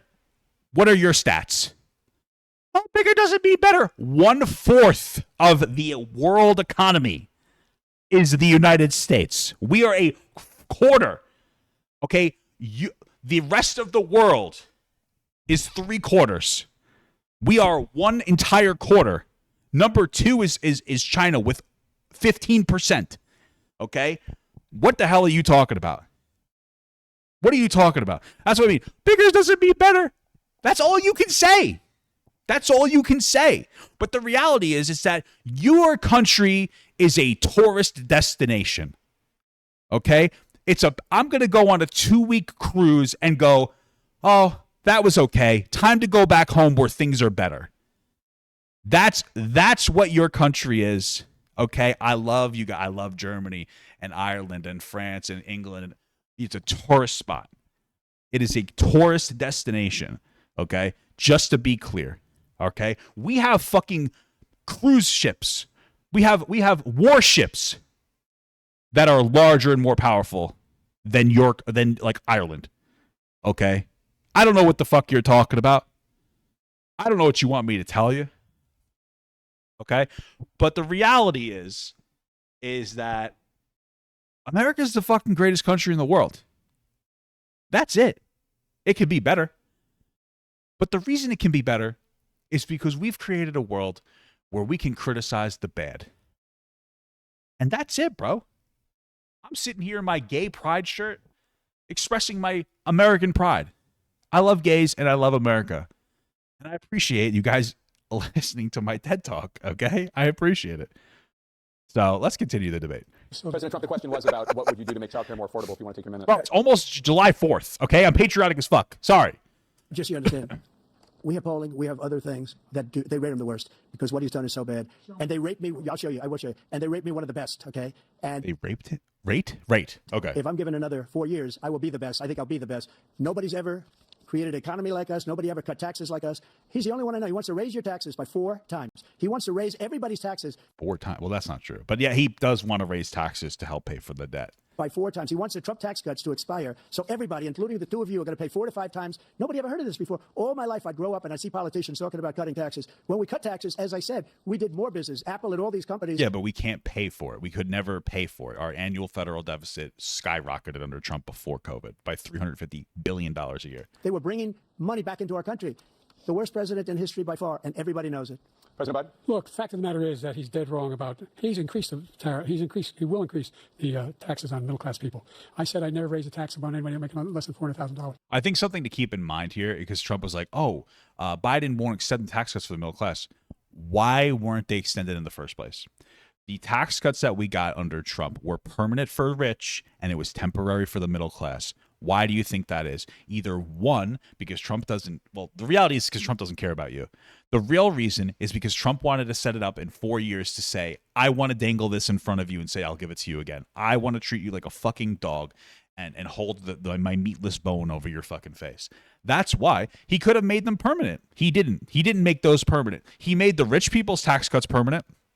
Why didn't he make your tax cuts permanent? Because you're a fucking dog to him. That's the reality. And I'm not sitting here telling you that Biden is much better, but when you're sitting here pretending to be all fucking American, you're a dog to Trump, okay? He gave you a temporary tax cut so he could dangle it in front of you at the next election cycle when more financially responsible presidents like Biden, and I'm not even saying he's great, but Trump to fucking, I mean, we're talking about shit on, diamonds with shit on him when it comes to this situation. You know, we have either a poop in Trump or a poop with some Febreze next to it with Biden. I don't know what to tell you. But that's all it is you're a little dangling piece because financially responsible or more financially responsible, a little bit more. Presidents like Biden might be like, I don't know if we can extend this tax cut. We're going to have to keep the tax cut, let it go, gone. But then we can also are going to have to reverse some tax cuts for the rich people, which is what he's doing. So I don't know what to tell you. I didn't. But these tariffs, 10% tariffs, everything coming in the country, you know what the economists say? That's going to cost the average American $2,500 a year more because they're going to have to pay the difference. Again, if you put tariffs on things, though, it will encourage more people to buy American products and yada, yada, yada. I said it earlier. Food and all the things that were imported. Number two, he's in a situation where he talks about how he has not raised, he somehow helped the middle class. The middle class have been devastated by you. Now you want a new tax cut of $5 trillion over the next 10 years, which is going to fundamentally bankrupt the country. You have the largest deficit of any president in American history, number one. Number two, you have not, in fact, and that might be true under COVID, but made any contact, any progress with China. We are the lowest trade deficit with China since 2010. Thank you, President Biden. Thank you, President Biden. Let's discuss an epidemic impacting millions of Americans that both of you have made a top priority in your first term, the opioid crisis. And for both of you, the number of overdose deaths in this country has gone up. Under your term, it went up. Under your term, it has gone up. Former President Trump, despite the efforts that both of you have made, more than 100,000 Americans are dying from overdoses every year, primarily from fentanyl and other opioids. What will you do to help Americans right now in the throes of addiction who are struggling to get the treatment they need? So what he's going to say is he's going to be more aggressive on the border because a lot of it is coming from the border. That's what he's going to say. I guarantee it. The reality is, and it's like, it's almost so simple. It's not. People are on drugs because their life sucks, and their life sucks because they don't have enough money, and they're using the little money that they have to get drugs because they don't care about their future because their life sucks, and that's the reality. There are people that are addicted to things now, and they'll probably never recover. It's a horrible thing to say. AA institutions can not be the best. What we need to do is we need to focus on helping those people as much as we can, but we need to focus more on making it so people stop self-medicating. How do you stop people from self-medicating? One, I mean, you could make marijuana legal. That could help people from stop because if you're self-medicating with marijuana, it's probably better than fucking fentanyl. But number two is you have to empower the middle and lower class to give people like some hope in their life, to make it so that they don't want to self-medicate, the ability to go to doctors or mental health people to be able to deal with whatever issue they have. Another reason people are doing drugs is because anxiety is up. Why is anxiety up? Oh, because of social media. Because every day people go on social media and they see the worst of the worst going on in the world, and they internalize that, and they think that everything is getting more dangerous, and that fucks with their mental health. It's even worse for kids because they're going on Instagram and shit, and it's starting with them. They're getting anxiety over every single little thing, and they want to pump themselves full of drugs. So if you really want to deal with this issue when it comes to this epidemic, increase the middle class's strength, and also teach people to have better boundaries with social media, because year over year the countries are getting safer, and year over year we think things are getting worse. Okay, and we all are susceptible to these types of things that will increase our anxiety levels. To finish up, we now have the largest deficit in the history of our country under this guy. We have the largest deficit with China. He gets paid by China. He's a Manchurian candidate. He gets money from China. So I think he's afraid to deal with them or something. But do you notice he never took out my tariffs, because we bring in so much money with the tariffs that I imposed on China. He never took them away. He can't, because it's too much money. It's tremendous. And we saved our steel industries, and there was more to come, but he hasn't done that.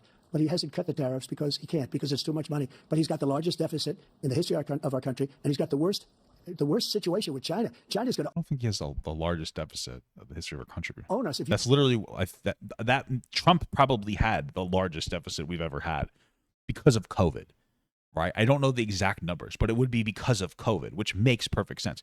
People couldn't work, and you had to close people's jobs down, but you had to give them the ability to live, so they had to extend unemployment, et cetera, et cetera. And it's getting better under Biden, but I don't think it's anything super reasonable.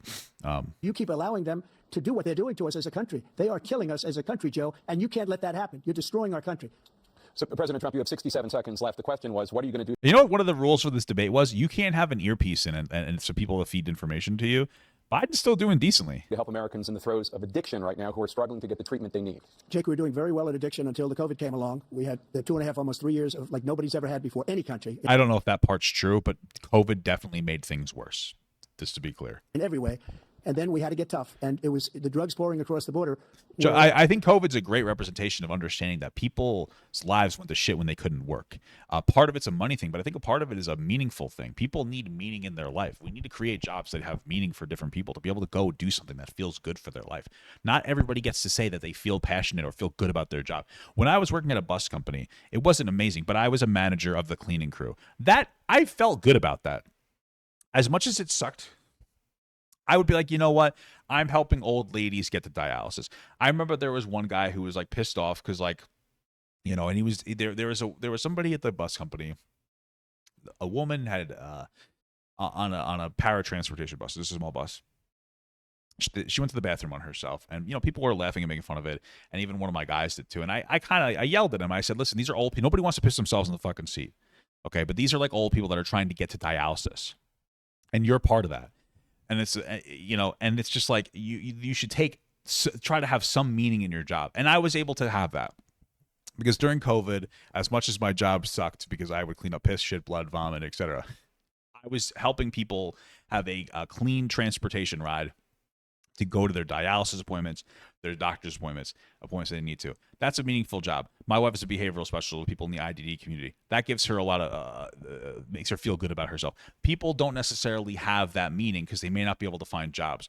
So there's a lot of positivity from different jobs. Okay. It started to increase. We got great equipment. We bought the certain dog. That's the most incredible thing that you've ever seen. The way they can spot it. We did a lot, and we were getting very low numbers, very, very low numbers. Then he came along. The numbers. Have you seen the numbers now? It's not only the 18 million people that I believe is even low because the gotaways. They don't even talk about gotaways, but the numbers of the amount of drugs and human trafficking in women coming across our border. The worst thing I've ever seen.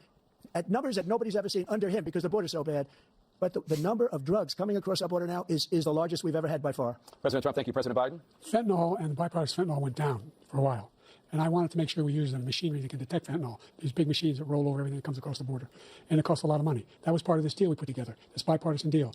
More fentanyl machines, more be able to detect drugs, more numbers of agents, more numbers of all the people at the border. And when we had that deal done, he called his Republican colleagues and said, don't do it. It's going to hurt me politically. No, he never argued it's not a good bill. It's a really good bill. We need those machines. We need those machines. And we're coming down very hard in every country in Asia in terms of precursors for fentanyl. And Mexico is working with us to make sure they don't have the technology to be able to put it together. That's what we have to do. We need those machines. I mean, Biden did get Mexico to promise to pay for $1.5 billion in border wall technology to help secure the border. Trump wasn't able to do that. He said that he was going to make them pay, but he wasn't able to get anything. But Biden was able to get them to. Now, will they fulfill the promise? I don't know. But he still made some progress there. Thank you. Because a physical wall is not going to be a good idea. We have technology now.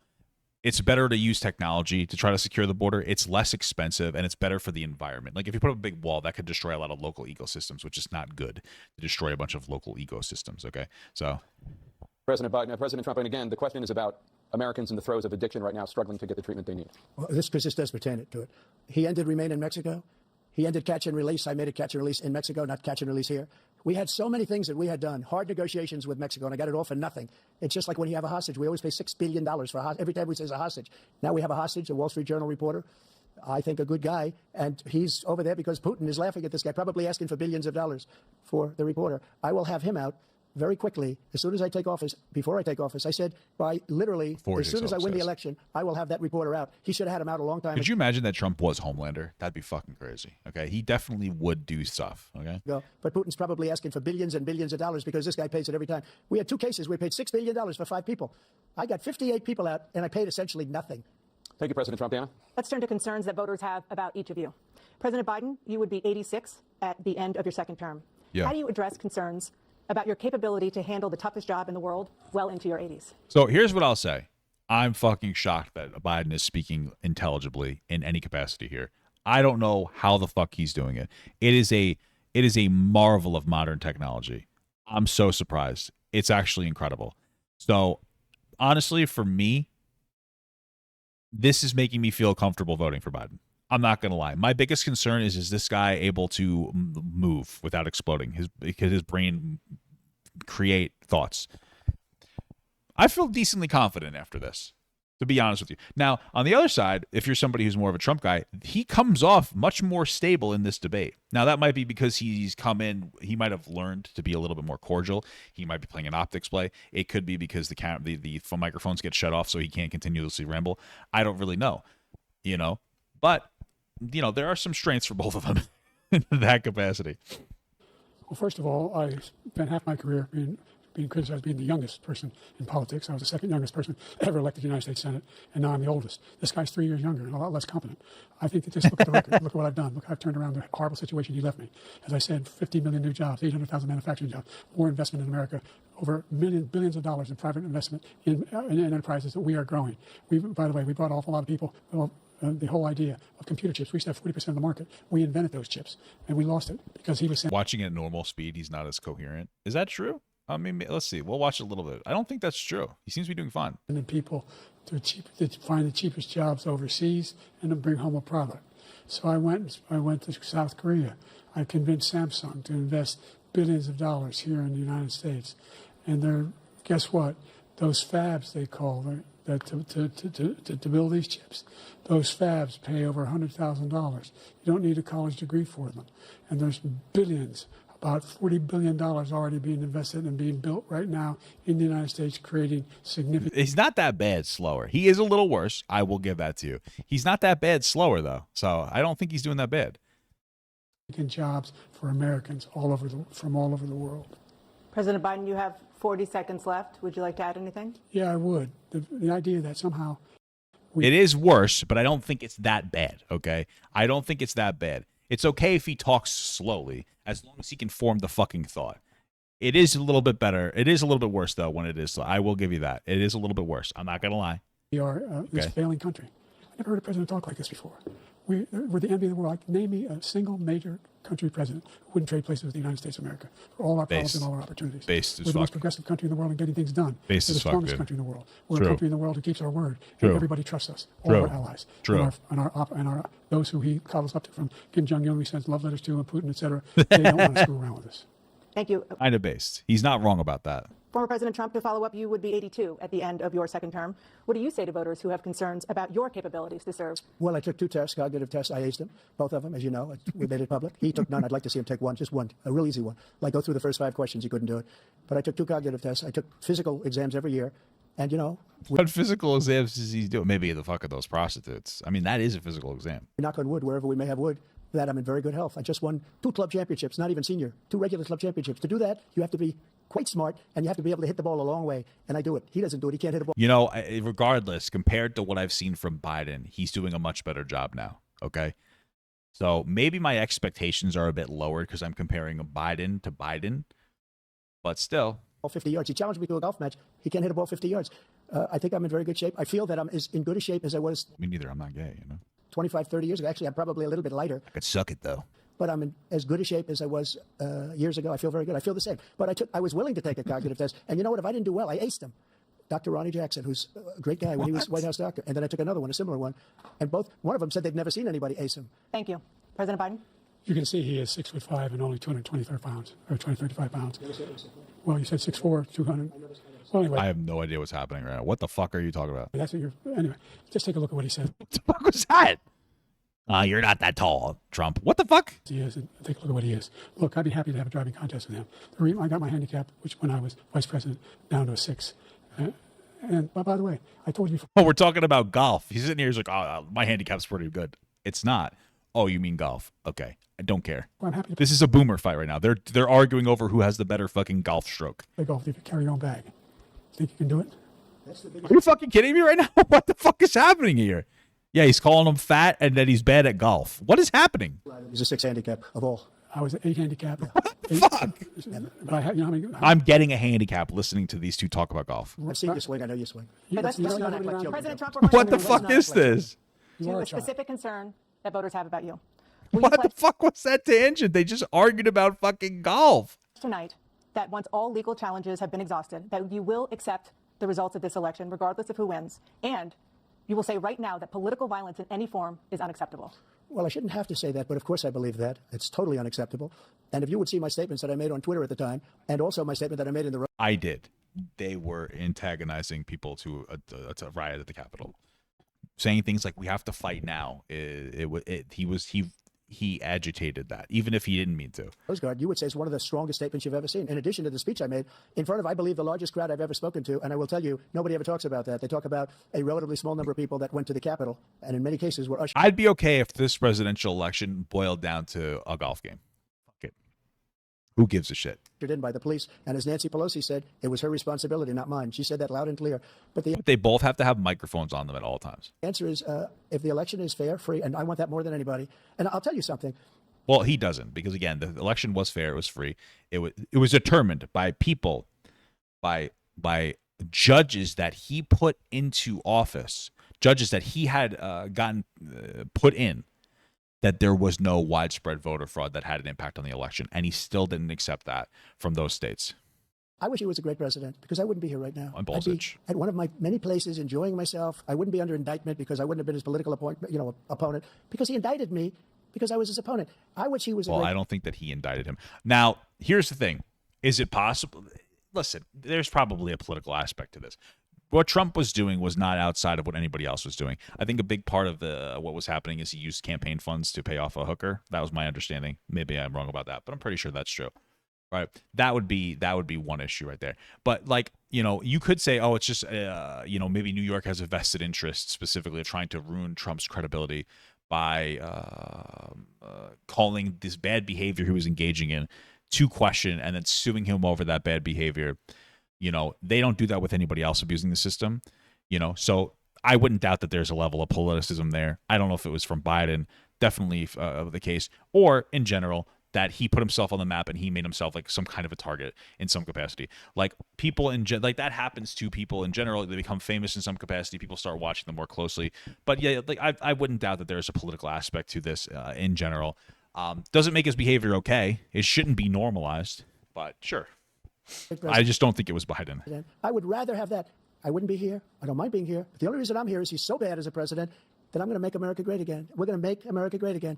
We're a failing nation right now. We're a seriously failing nation. We're not. And we're a failing nation because of him. His policies are so bad. They're his really not. Military policies are insane. They're insane. These are wars that will never end with him. He will drive us into World War III, and we're closer to World War III than anybody can imagine. We are very, very close to World War III, and he's driving us there. And Kim Jong-un and President Xi of China constantly folding to other superpowers like China and in this instance Russia. That pushes us closer to World War III. Okay, this is the thing, is that there are boundaries that are set. Russia is pushing boundaries. If we let them push through those boundaries, they continue to push, and eventually they're going to get to the point where they're going to want to push a boundary that we could never compromise on.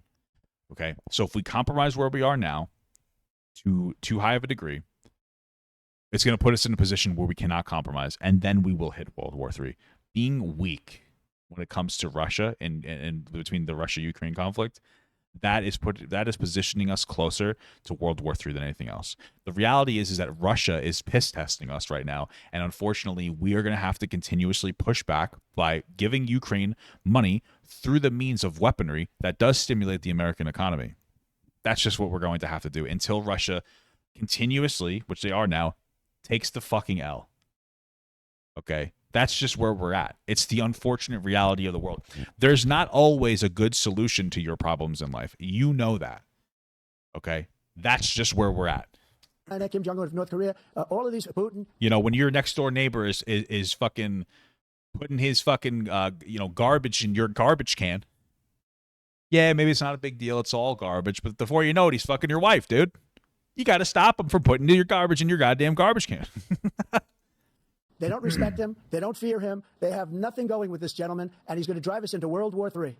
He's not. You want a World War III, let him follow and win, and let Putin say, do what you want, NATO. Just do what you want. There's a thing called Article 5. An attack on one is attack on all, and required response. The idea, I can't think of a single major leader in the world who wouldn't trade places with the job I've done and what they've done. Because we're a powerful nation. We have wonderful peace because of the people, not me. It's because of the American people. They're capable of anything, and they step up and they're needed. And right now, we're needed. We're needed to protect the world because our own safety is at stake. And again, you want to have a war, just let Putin go ahead and take Kyiv, make sure they move on, see what happens in Poland, Hungary, and other places along that border. Then you have a war. President Trump, as I come back to you for a follow-up, the question was, will you accept the results of this election, regardless of who wins? Just to finish what he said, if I might, Russia, they took a lot of land from Bush. They took a lot of land from Obama and Biden. They took no land, nothing from Trump, nothing. He knew not to do it. He's not going to play games with me. He knew that. I got along with him very well, but he knew not to play games. He took nothing from me. I don't think any of that's true. But now he's going to take the whole thing from this man right here. That's a war that should have never started. It would have never started ever with me. And he's going to take Ukraine. And, you asked me a question before, would you do this? He's got us in such a bad position right now with Ukraine and Russia. We're really not. Russia's losing in every metric. So I don't know what you're talking about. They are losing. Russia is the weakest of the three superpowers. Because Ukraine's not winning that war. He said, I will never settle until such time. They're running out of people. They're running out of soldiers. What is he supposed to say? Think about this. If Biden says we are never going to settle, what does that communicate to Russia? Okay, he's going to keep doing this. We might as well give up. That's potential. If Biden's like, yeah, you know what? I'm going to stop giving a shit in a year. What do you think Russia's going to do? Oh, we just have to wait him out for a year. Obviously, Biden is going to say, we're not going to settle in this war, because only a fucking idiot would say, like, yeah, we'll just do this for a couple months. That would be idiot. That would be stupid. That would be optically dumb as fuck. That would be an idiot thing to do. Even if Biden has the intention to compromise, he's never going to say it until you get to that point. That's ridiculous. And that's just absolutely ridiculous. It's stupid. That makes no sense. And again, yeah, Trump is still dodging the question of like, well, is he going to take the L in the election? They've lost so many people. It's so sad. They've lost so many people, and they've lost those gorgeous cities with the golden domes that are 1,000 years old, all because of him and stupid decisions. Russia would have never attacked.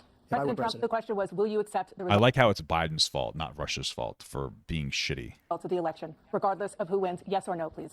If it's a fair and legal and good election, absolutely. The last one was, and you still didn't take the L. I would have much rather accepted these. Mike Pence was like, you took an L, you have to take it. And Trump had a fucking meltdown on him, and so does the other fucking like weird cultist MAGA people.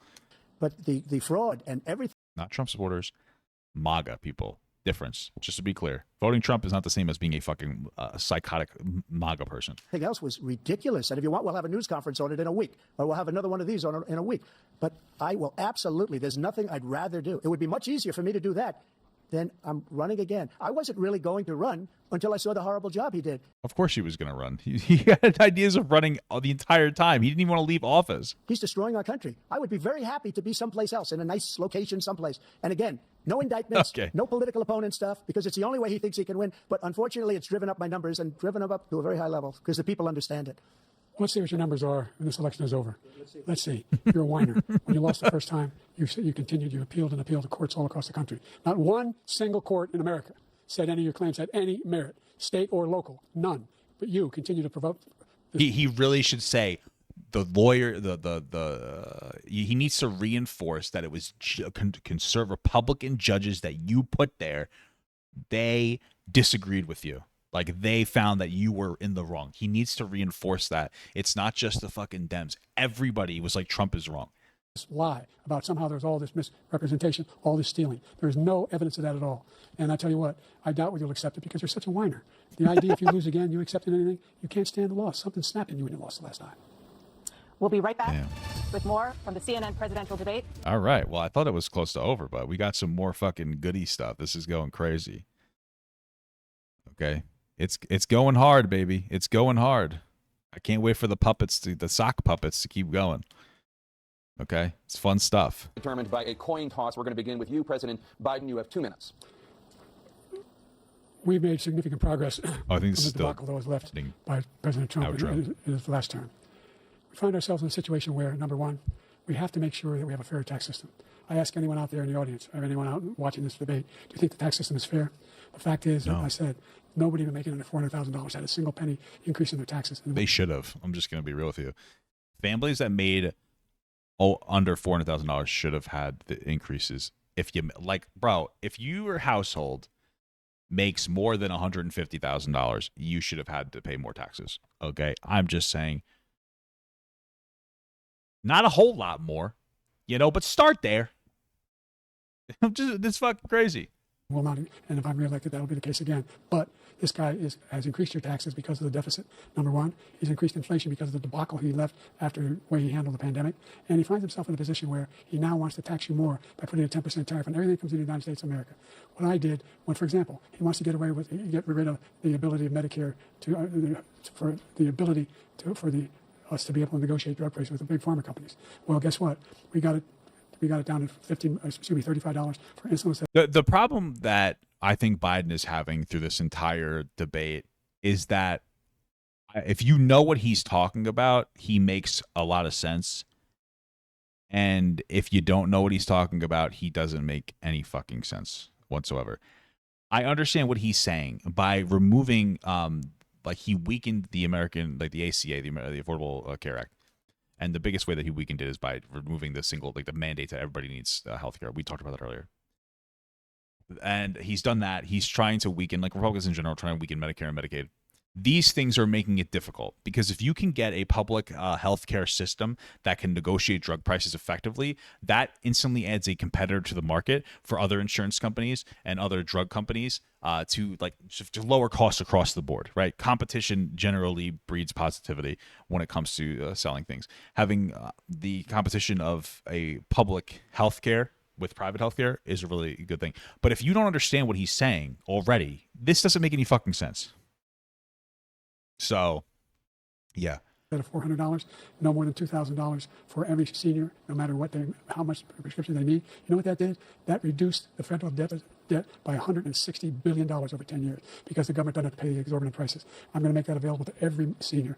All along it's happening now, and everybody in America. He wants to get rid of that.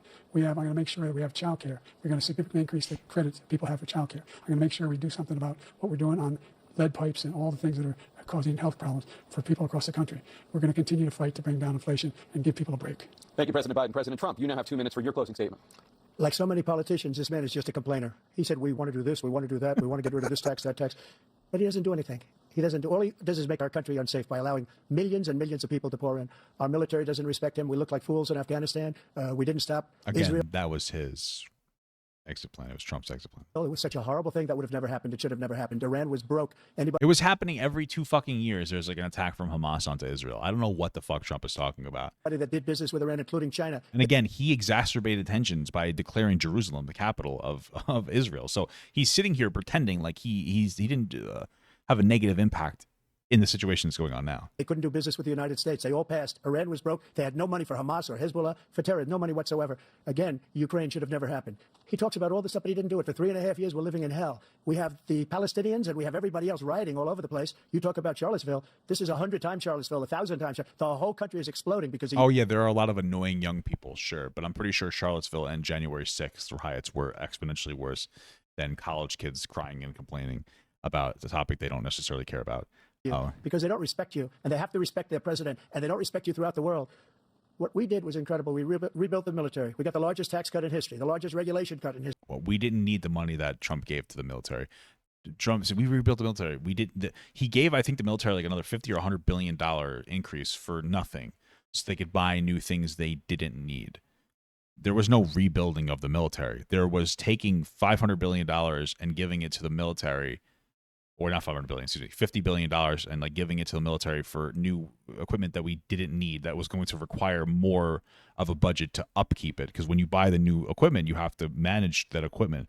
So it's a long-term increase in cost over putting money into like some kind of healthcare or social security or something. So history. The reason he's got jobs is because I cut the regulations that gave jobs, but he's putting a lot of those regulations back on. All of the things that we've done, jobs are going to continue to go down. There's no tax cut that you'll ever be able to implement that will make jobs go up in the long run overall. Technology is displacing jobs and driving down wages. It's just a fact of the matter. You walk into any McDonald's, I think at this point, any McDonald's you walk into is automated to some degree. You go to a kiosk, you can order there. That takes away a job. You use a mobile app, that takes away a job. This is happening. It's in the grocery store. When you in Walmart, grocery stores, you have these self-checkouts. That's taking away jobs. People stealing is adding in additional elements to it that's making it difficult to phase out people. But the reality is that Walmart, McDonald's, every other fast food restaurants, supermarkets, these places are trying to phase jobs out through technology. It is working. It is happening. That is just a fact. Uber, that is a technology that hurt the taxi industry. That's technology that hurt the taxi industry. That's a fact.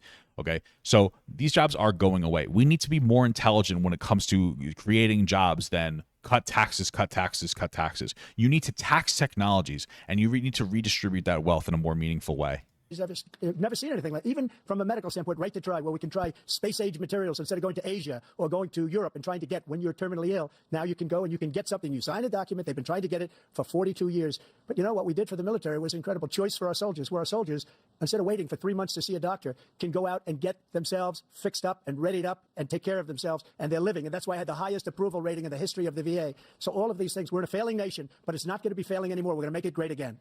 Thank you, former President Trump, President Biden. Stay with us because we have full analysis of this debate. Anderson Cooper and Aaron Burnett starts now on CNN. All right.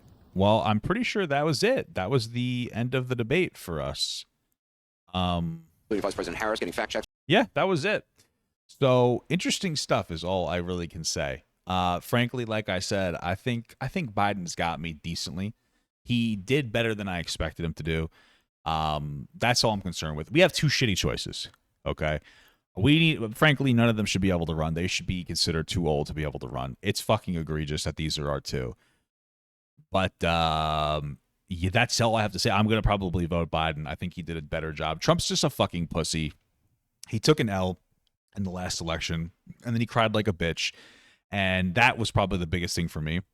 It's, whether you like Trump or not, him acting like a pussy when he lost and trying to fucking crying on Twitter, riling up January 6th, refusing to take the L, even though his own judges said that he didn't have a claim. It's just fucking, how do you respect that as a man? So yeah, man, I overall, Trump carried himself better in this debate than usual too. I'll give him that. He was much calmer, but he still, I don't give a fuck. Why not vote for third party? The reality is just voting third party is throwing away your vote. Like, that's the unfortunate reality. We need a 3-party system that puts 3 parties on stage and have like some kind of equality in there. That would be great. That would probably be really good for the health of our economy, of our government. But we're not there. You kind of have to vote between one or the other, or you're throwing your vote away, to be honest with you. Although I guess if we all vote a third party, it could be a lot better. But I'm probably voting for Biden. So